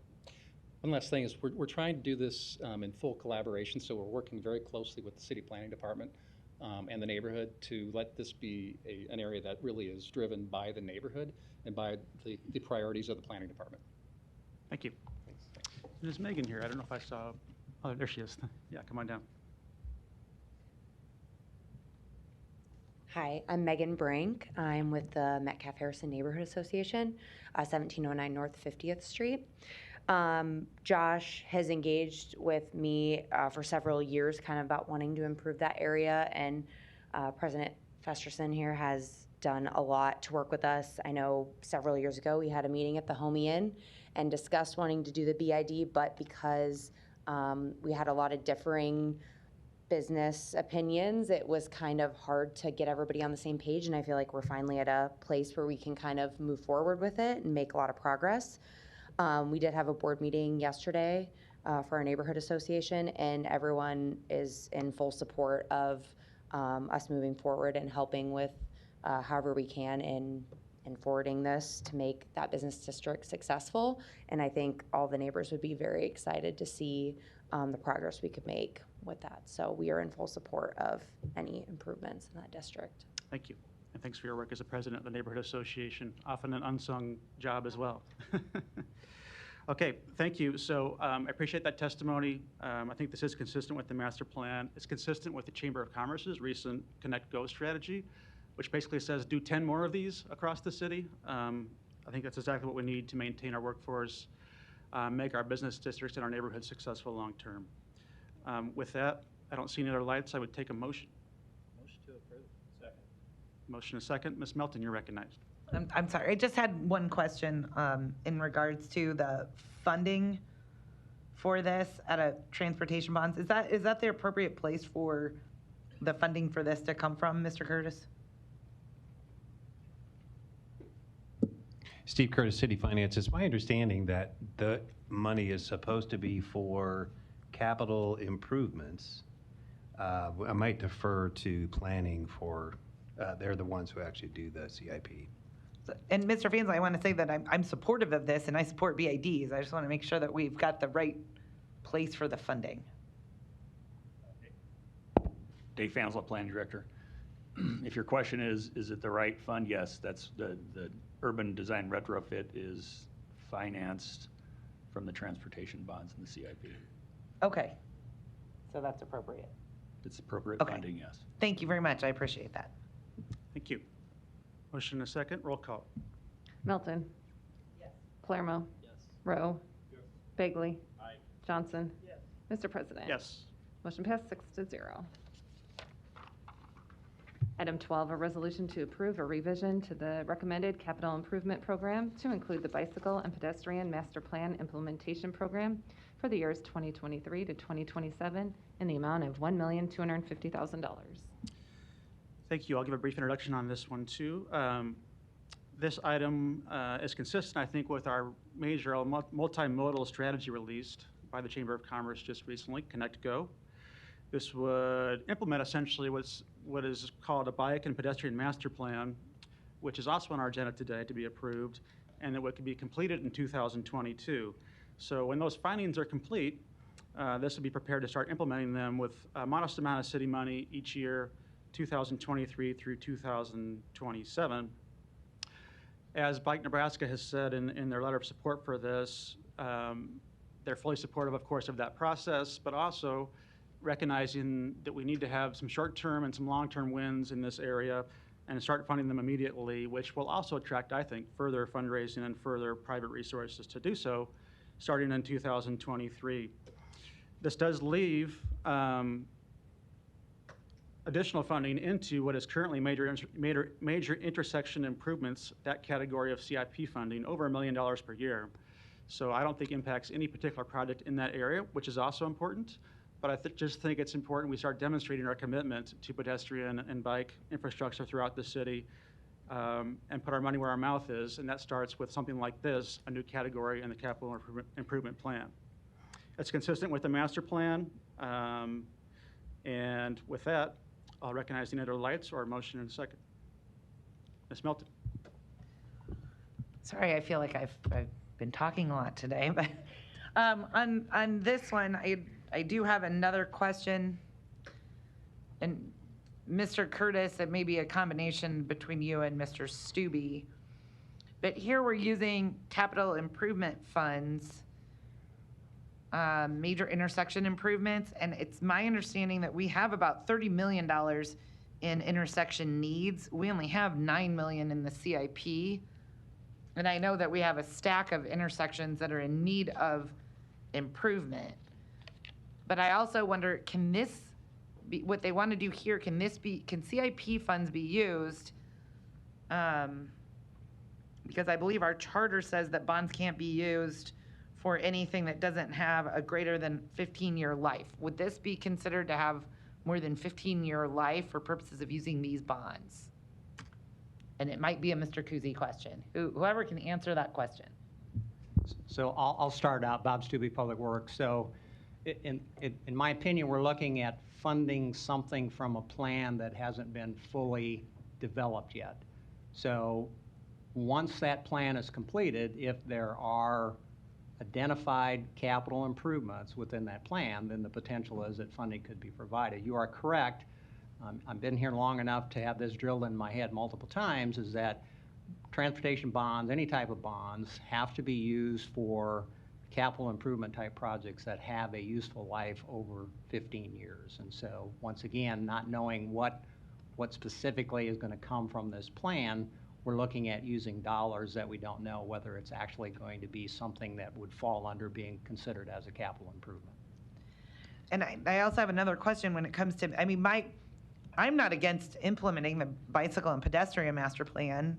I think that's great. My concern is are these the right funds that we should be reducing? Because we have a lot of major intersections in our city, and infrastructure, I think, is the #1 concern for taxpayers, and that's where they do want their money to improve our roads. And we rely on the federal government to come in, and it's typical that it's about an 80-20 share, so we use these funds for our 20% share. So if we don't have our 20% share, we're not going to get the 80% from the federal government. And then as of late, because of the increase in costs, I think our share has been increasing for a lot of those projects as well. So do you have any concerns about losing this amount of money, Mr. Stubbe, for purposes of what impact that's going to have on the $30 million in infrastructure projects that we need? Bob Stubbe, Public Works. So again, there's always more needs than there's funding available. And I'll give an example of what we talked about this morning. We're currently going through an effort right now to look at a intersection at 205th and Cumberland Drive that we haven't identified what the final options are, but it's somewhere in the neighborhood about $1.3 to $2.8 million. That's in addition to, I think, the 9 other locations that I provided to you that we've identified multiple other locations where improvements need to be made, not only from a safety perspective, but also from an operational perspective, and they range somewhere in the neighborhood of 2 to 7 times the benefit to cost ratio. So obviously there are recognized benefits that will come from that. We do have a concern with regard to the fact that the available federal funds is not necessarily there. If you remember a few years back, we completed the 132nd and West Center project. That was 90% federal funds, 10%. Those types of highway safety improvement program funds are not necessarily available. So the potential is that these 10 projects that I mentioned to you, there wouldn't be any other funding source for us, and we would have to utilize all transportation bonds for those types of projects. So if the funding's not there, those projects just get extended out beyond 6 to 10 years. Okay. Thank you very much, Mr. Stubbe. I appreciate that, because that's, when I'm looking at this, sometimes what we want and what we're able to do are 2 different things. I really did want my amendment to go forward, but I withdrew it because our charter says we can't unbalance the budget. In this particular case, we're not sure what this is going to be used for, but if it's not for something that's greater than 15 years, then we can't use the transportation bonds for it. So I'm just concerned that we may be reserving money, taking money away from projects that are absolutely needed, that will come with more than 15 years at a cost of a plan that actually we haven't necessarily fully adopted. So those are my concerns. What I'm saying is I think it might just be premature to be doing this. And we want to make sure that we're not violating our charter. So, thank you. I don't see any lights. I'll just mention that I understand that perspective, and it's a perspective also perhaps on the following one. But I also think by reserving these funds in 2023, we're planning for that possibility. Should the master plan not identify anything to do in 2023, we wouldn't have to do anything. Or should it not identify anything that's compatible with the 15-year requirement, which I agree with, I'm sure there's probably other funds that could be available. And I am flexible on what source of funds this could be. It's just that this was not otherwise provided in the CIP. So when it's not otherwise provided in the CIP, you have to look other places to make these kind of amendments. And using transportation bonds is allowable in this case and does not violate the charter. With that, is there a motion or a second? Motion to approve. Second. Motion a second. Roll call. Melton. No. Palermo. Yes. Rowe. No. Begley. Aye. Johnson. Yes. Mr. President. Yes. Motion passed 4-2. Item 13, a resolution to approve a revision to the recommended capital improvement program to include the Harney Street Protected Bikeway for year 2023 in the amount of $500,000. So I think we're all pleased to finally see the Market to Midway bike lane, protected bike lane, established in our city after a long, long wait. It's a pilot project that's funded entirely privately. There is no city money currently involved. With an analysis that will then occur in 2022 as to how it went, what those numbers are, and what the exact recommendations might be to make it permanent and/or alter its current construction. I'm confident it's going to find that it should be permanent, but should that study for some reason find that it's not or should be placed somewhere else, this has that flexibility. Again, it just allows us to plan forward in 2023 and to have some funding available to pursue that at the time rather than not being able to pursue that in 2023 should that study prove what we think it's going to show. And again, I just think it's important we start putting our money where our mouth is when we start talking about multimodal strategies, governmental entities stepping up to fund them, the future of our city, the ability to keep young people, the ability to attract a workforce we need. All these things are important in that respect, and I think we need to start showing our commitment to that. This produces what's called the retaining wall program, but leaves $750,000 in there for those purposes. So there's still flexibility there in 2023, and also shows matching money from the private sector, which I think would be possible if there's city money also involved going forward in 2023. It is consistent with the master plan. Transportation bonds can be used in this case. Again, with the parameters we just discussed on the previous item, that it be a 15-year investment and only on certain improvements that might otherwise get funded by private money if needed. So with that, I'll end my remarks and recognize Ms. Melton. Thank you. And again, I love private money. I love private-public partnerships. I think on this one, though, and Mr. Stubbe the bike lanes, and I've seen them go up. They've been up, I think the pilot started about 3 weeks ago, so it may be just a little early to tell whether those are working, whether we need to do something else. Maybe we need to look at different bikeways. So about 3 weeks ago, we started the pilot program. But from what I see, even what we did does not look like it would last more than 15 years. Because it looks like it's painting, and then I don't know the proper terminology for the barriers. So maybe you can fill me in, but they don't look like they would be something that would last 15 years. In fact, I'm hoping they last through the winter because I don't know how the snowplows are going to take care of that. But is that something that we could use transportation bonds for? So again, Bob Stubbe, Public Works. Again, striping is something, or paint on the pavement is something that we do twice a year within the city of Omaha, and that is not considered as being a capital improvement. It would be an operating expense. The pylons or bollards that are there today are glued down, so they're not necessarily permanent. The potential is that they could be knocked over during the winter season, depending on what kind of snow event that we have. So those things, to me, again, would probably not qualify as being a capital type of improvement that would fall under using transportation bonds. And so, and again, this has nothing to do whether you support them or not support them. I just want to make sure that when the council does things, we're actually passing them and they actually could be covered. And in this case, although there would be things in the master plan that may be that we could use CIP funds for, because they could have a life longer than 15 years. I can't imagine the bike lanes having a life longer than 15 years. That doesn't mean we wouldn't have them longer than 15, but under the definition of lifespan for infrastructure projects, that wouldn't be considered one. And my only other problem is this is coming out of the retaining wall funds. And I think I looked it up. We currently have about $13 million in retaining wall repairs that are needed now, with, I don't know, approximately 500 repairs that are needed. So, Mr. Stubbe, this is going to take approximately, I'm looking at 35-40% of the budget. How will you fund repairing the retaining walls? Yeah, you're correct. We've got about 500 retaining walls. In fact, I think it was a few weeks back that you approved a contract for about $150,000 to repair a wall. So, and I think during the flood here recently that there was another wall that was compromised that potentially, if it's determined that it's ours, it's going to have to be repaired.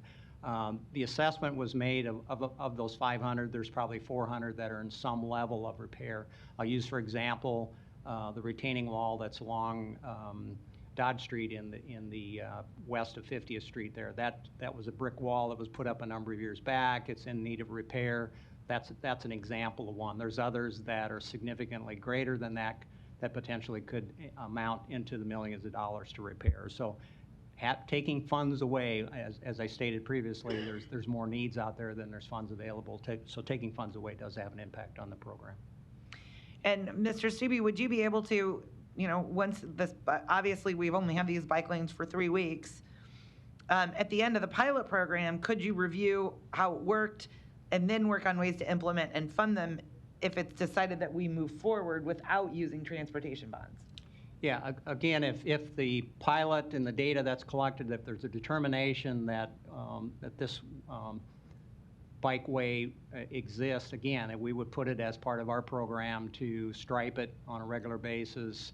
Obviously, if the glued down bollards or pylons aren't acceptable, maybe there's other treatments that can be provided that are a little bit more permanent. And again, if we continue that project too, you will be in charge of then funding the maintenance, and you will have to purchase special equipment in order to do that as well, correct?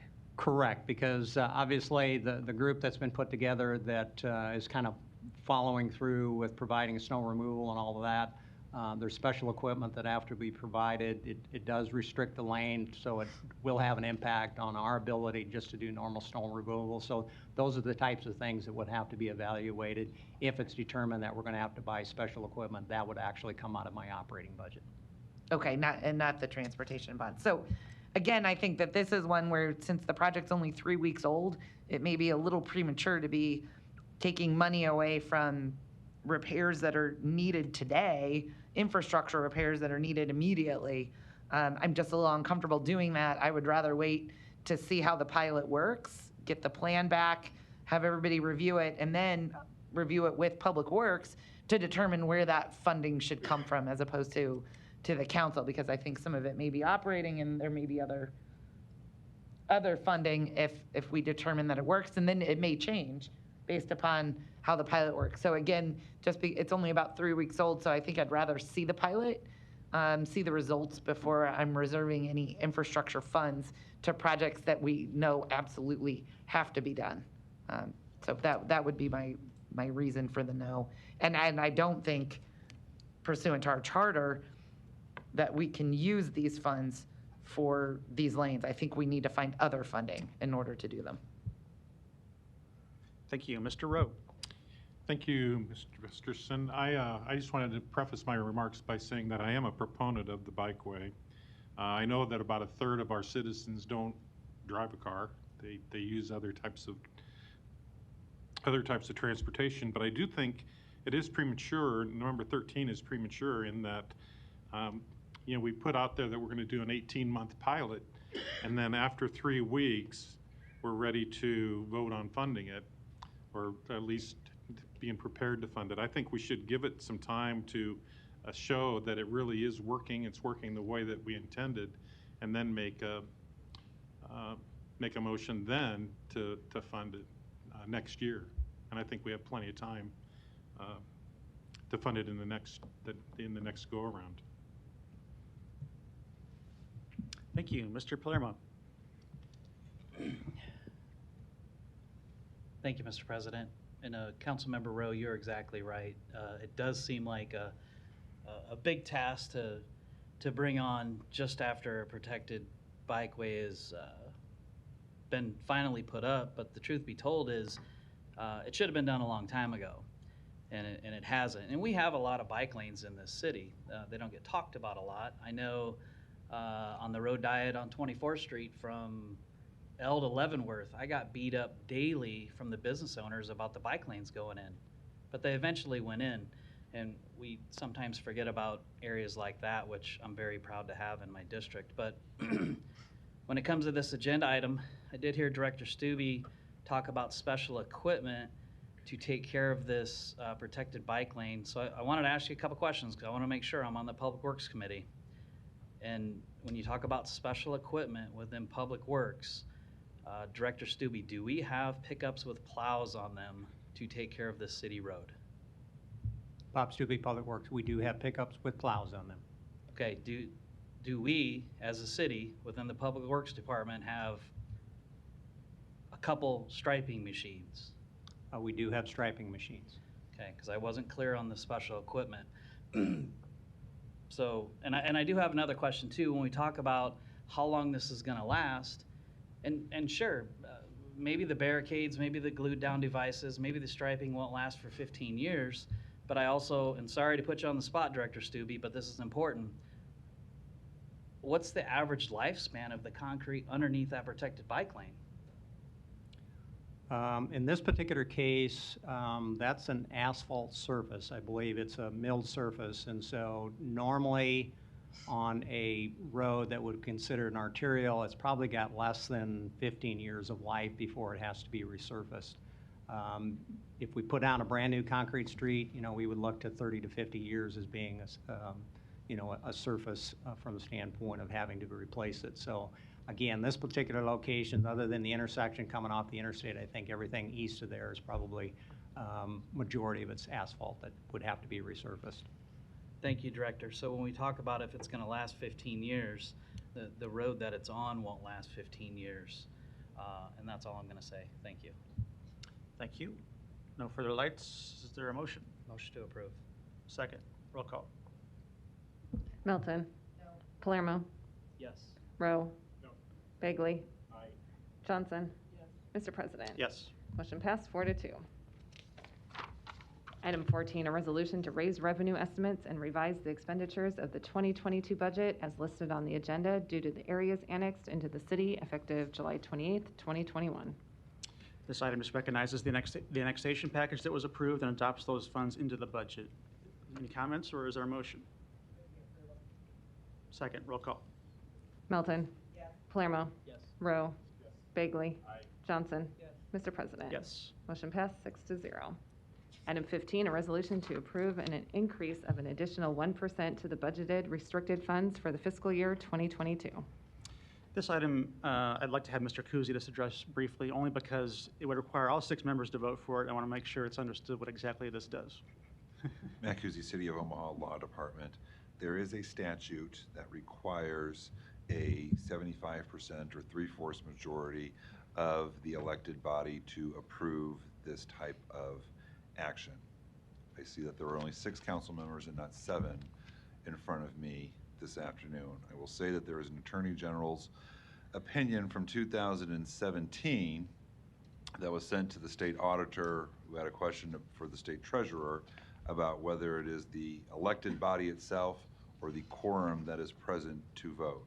Now, while the Attorney General's office opined that it only has to be the members present that constitute a quorum to vote, the statute itself does not say that. I'm not disagreeing with the opinion of the Attorney General. It's just the opinion of the Attorney General is not binding on anyone, including this body. So in the abundance of caution, my advice is that going to be that this vote to comply with the statute still requires 75%, and my calculator math that was done before shows that 75% of 6 is like 5.2.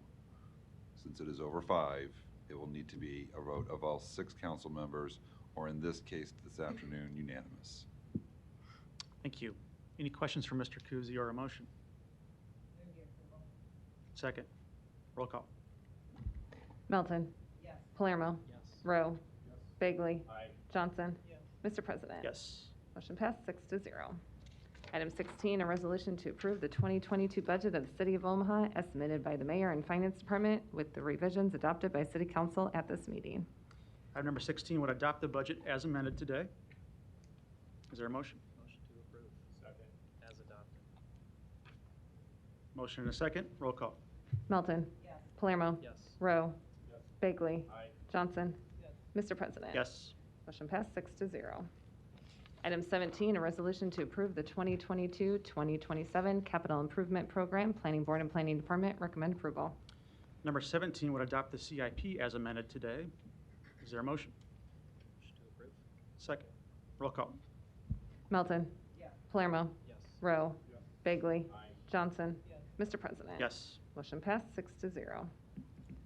Items 18 through 20 can be considered together for Blue Sage Creek 2, located northeast of 213th and F Streets. Planning Board and Planning Department recommend approval. Item 18, an ordinance to rezone this property from PG District to R4 District.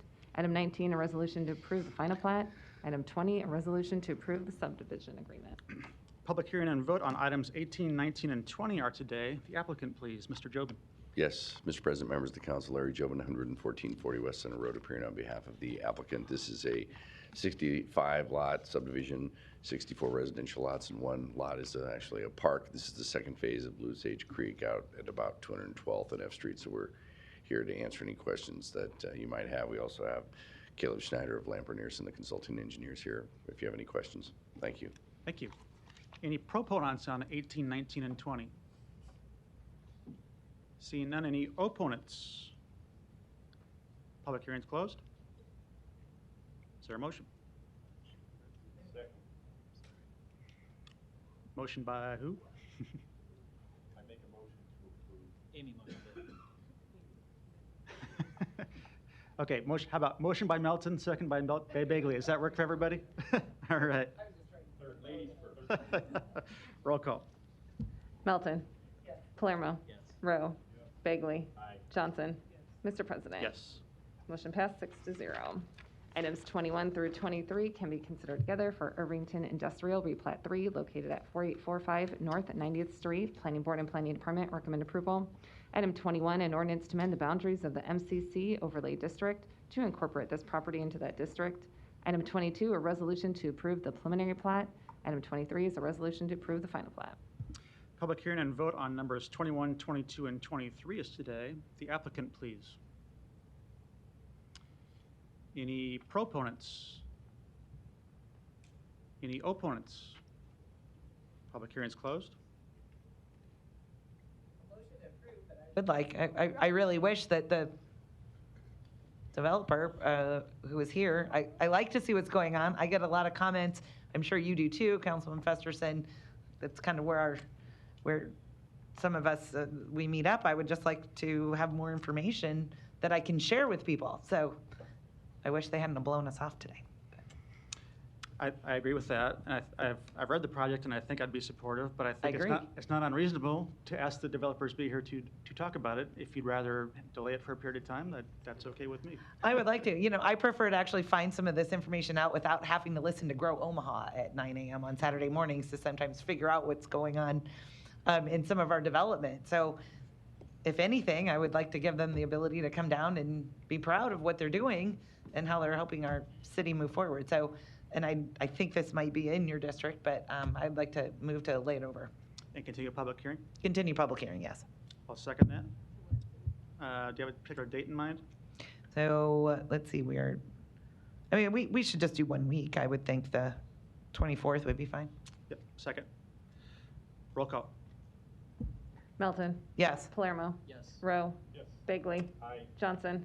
Mr. President. Yes. Motion passed 6-0. Item 24, to consider a Class CK liquor license for Kincaidor Brewing Company located at 2279 South 67th Street. Public hearing and vote on number 24 is today. We have the applicant by Zoom, Mr. Schmick. We'll get you off mute here in a second. Okay, your name and address, please.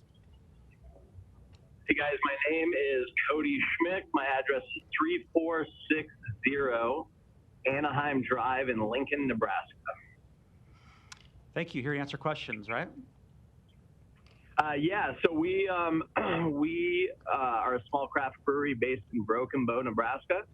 We have a location in Grand Island, another location in Lincoln, and we've been working on Omaha for a little while, and finally think we found our home in Exarban Village.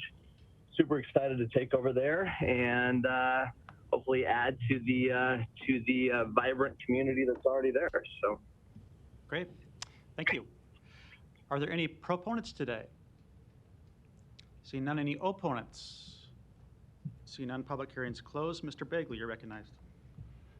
Thanks, Mr. President. I just wanted to say, Cody, that I'm really glad you guys are coming to Omaha with the other towns you've been in. I got a lot of friends that have enjoyed your product and have introduced me to it, and I enjoy it as well. So I know Exarban Village, I think you guys will fit in perfectly down there in that atmosphere, and I'm glad to have you come into our district, so I'll look forward to meeting you in person one day, maybe on your patio there. So welcome to District 3 and to Omaha.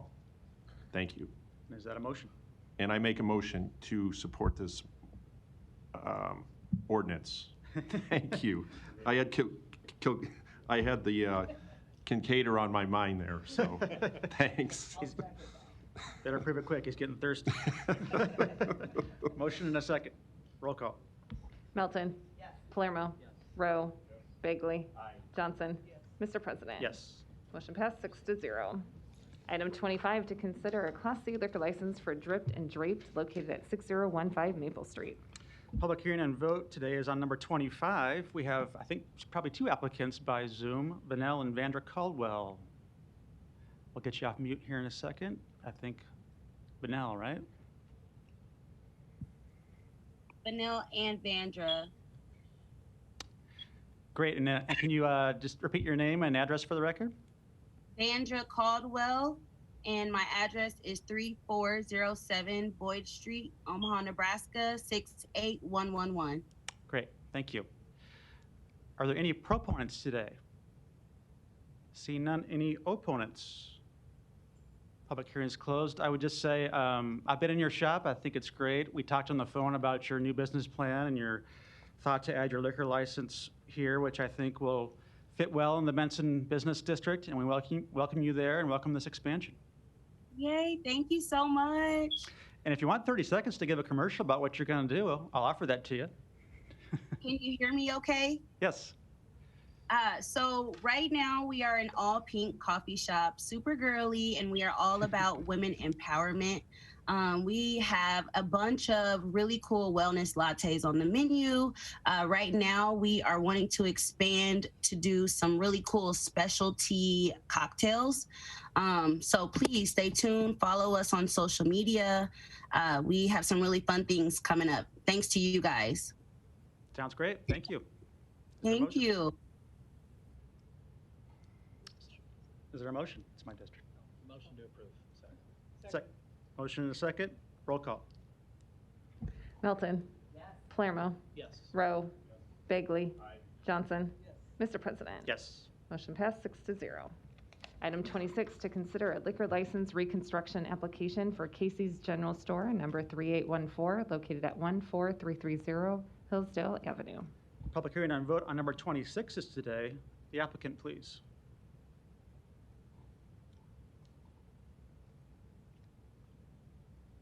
Hello, I'm Janet Ferguson, District Supervisor for Casey's here in the Omaha metro area. I live at 7304 South 182nd Street, and I'm here to answer any questions.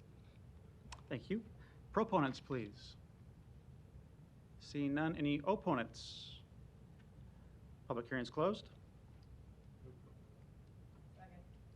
Roll call. Melton. Palermo. Rowe. Bagley. Johnson. Mr. President. Yes. Motion passed 6-0. Consent agenda. Any member of the City Council may cause any item placed on the consent agenda to be removed. Items removed from the consent agenda shall be taken up by the City Council immediately following the consent agenda in the order in which they were removed, unless otherwise provided by the City Council Rules of Order. The public hearing on agenda items number 27 through 29 were held on August 10th.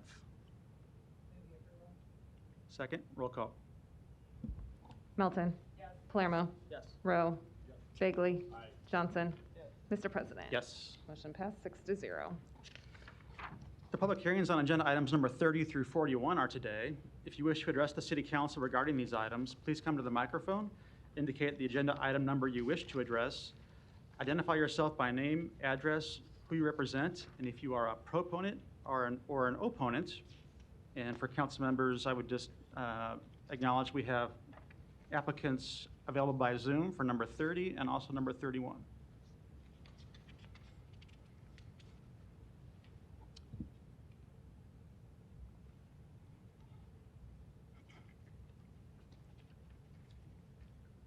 Sarah Johnson, 2316 North 52nd Street. Just here as a proponent for 37 and 38, the bike ped master plan. And I would like to just thank you all for approving the CIP, because as we know, plans are no good without implementation. But just wanted to show my support and thank you all very much. Thank you. Anyone else on items 30 through 41? See none, public hearing is closed. Roll call. Melton. Palermo. Rowe. Bagley. Johnson. Mr. President. Yes. Motion passed 6-0. Item 42, an ordinance to approve sanitary sewage system revenue bond series 2021 in the amount not to exceed $31 million. A is amendment of the whole requested by the Finance Department. Is there a motion on number 42? Second. Is that the amendment of the whole? Same second? Second. Roll call. Melton. Palermo. Rowe. Bagley. Johnson. Mr. President. Yes. Motion passed 6-0. Item 43, an ordinance levying a special tax and assessment on all lots and pieces of real estate within Street Improvement District 6886. Public hearing on number 43 is today. Are there any proponents? Seeing none, any opponents? Public hearing is closed. Motion to approve. Just public hearing today on that one. Yeah. Item 44, an Next ordinance. Item 44, an ordinance levying a special tax and assessment on all lots and pieces of real estate within Street Improvement District 6887. Public hearing on number 44 is today. Are there any proponents? Seeing none, any opponents? Public hearing is closed. Item 45, an ordinance levying a special tax and assessment on certain lots, parts of lots, and pieces of real estate to cover the cost of clearing snow and ice from sidewalks in the district number SWSR 2021-01. Public hearing on number 45 is today. Any proponents? Sean Gibson, Public Works Construction, here for any questions. Thank you. Any other proponents today? Seeing none, any opponents? Public hearing is closed. Item 46, an ordinance approving a lease agreement with Union Pacific Railroad Company for a private road crossing near 41st and D Streets.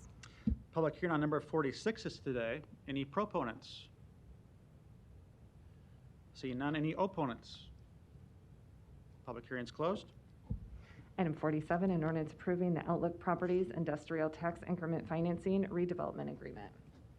Public hearing on number 47 is today. Proponents, please. Any opponents? Public hearing is closed. Item 48, an ordinance to approve a lease with Project Harmony for the use of office space at 11949 Q Street. Public hearing on number 48 is today. Proponents, please. Seeing none, any opponents? Public hearing is closed. Item 49, an ordinance to establish a Class B flammable liquids storage district, B-208, located at 2410 Center Street. Public hearing on number 49 is today. Any proponents? Seeing none, any opponents? Public hearing is closed. Item 50, an ordinance to establish a Class B flammable liquids storage district, B-181, located at 7302 Pacific Street. Public hearing on number 50 is today. Any proponents? Seeing none, any opponents? Public hearing is closed. Item 74, request from Councilmember Bagley to reconsider ordinance 42605. Shifting my paperwork here. Okay, so the request today from Councilmember Bagley to reconsider the item requires a motion and a second and a vote of the majority, correct? Councilman Bagley, you're recognized. Thank you, Mr. President. In discussions with the neighbors from the vote we had on this prior to this meeting, I would like to make a motion to reconsider that from last week. I'll second that motion. And as council members know, we've had discussions with the applicant on this project since then, as well as the neighbors that had concerns about it. And to the applicant's credit, he has supplied us a letter that indicates his wish to withdraw his R5 zoning request, and so is supportive of the reconsideration motion today. And although we'll maintain the property, intends to engage his neighbors in an ongoing fashion, and we'll address that at a future date that does not include the R5 zoning. Motion and a second. Roll call. Melton. Yes. Palermo. Yes. Rowe. Yes. Bagley. Aye. Johnson. Mr. President. Yes. Motion passed 6-0. Item 75 is an ordinance to rezone property located at 4615 Davenport Street from R435 District to R5 District. Planning Board and Planning Department recommend approval. B's Communications in opposition. Mr. Bagley, you're recognized.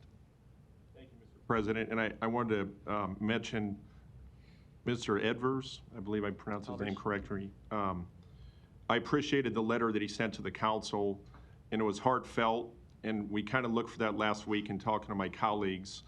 And after I read that, I felt really positive about him wanting to reach out to his neighbors, many of which I spoke to on this rezoning. So at this time, I'd like to make a motion to deny. Second. Mr. Rowe, you're recognized. Yeah, I understand the reason for the reconsideration. I just wanted to go on record that that property is in a TOD. It's in a walking distance to the orbit, and we should probably expect to have more proposals like this come to us that are going to be, we're going to face opposition from neighbors. But, you know, we want more density, we want walkability, we want to be able to use orbit. And so this was a perfect example of where that could have been the case. Unfortunately, he didn't bring a case for us to really to review and understand how he was going to make it work. But I just want to make sure that we understand that we approved going forward with missing middle housing. This would have been a perfect example of that, and but we missed it. So hopefully maybe he'll come back with a better proposal in the future. Yeah, I think those are comments that are right on, and I agree with. But at the same time, we do expect some level of detail to come with such proposals, especially when we receive concern. I think that's what happened here. No further lights. Roll call. Melton. Yes. Palermo. Yes. Rowe. Bagley. Aye. Johnson. Mr. President. Yes. Motion passed 6-0.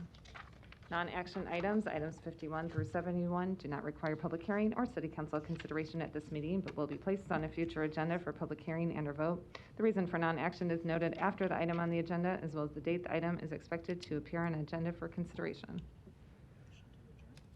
Second. Roll call. Melton. Palermo. Yes. Rowe. Bagley. Aye. Johnson. Yes. Mr. President. Yes. Motion passed 6-0. Meeting is adjourned at 4:08.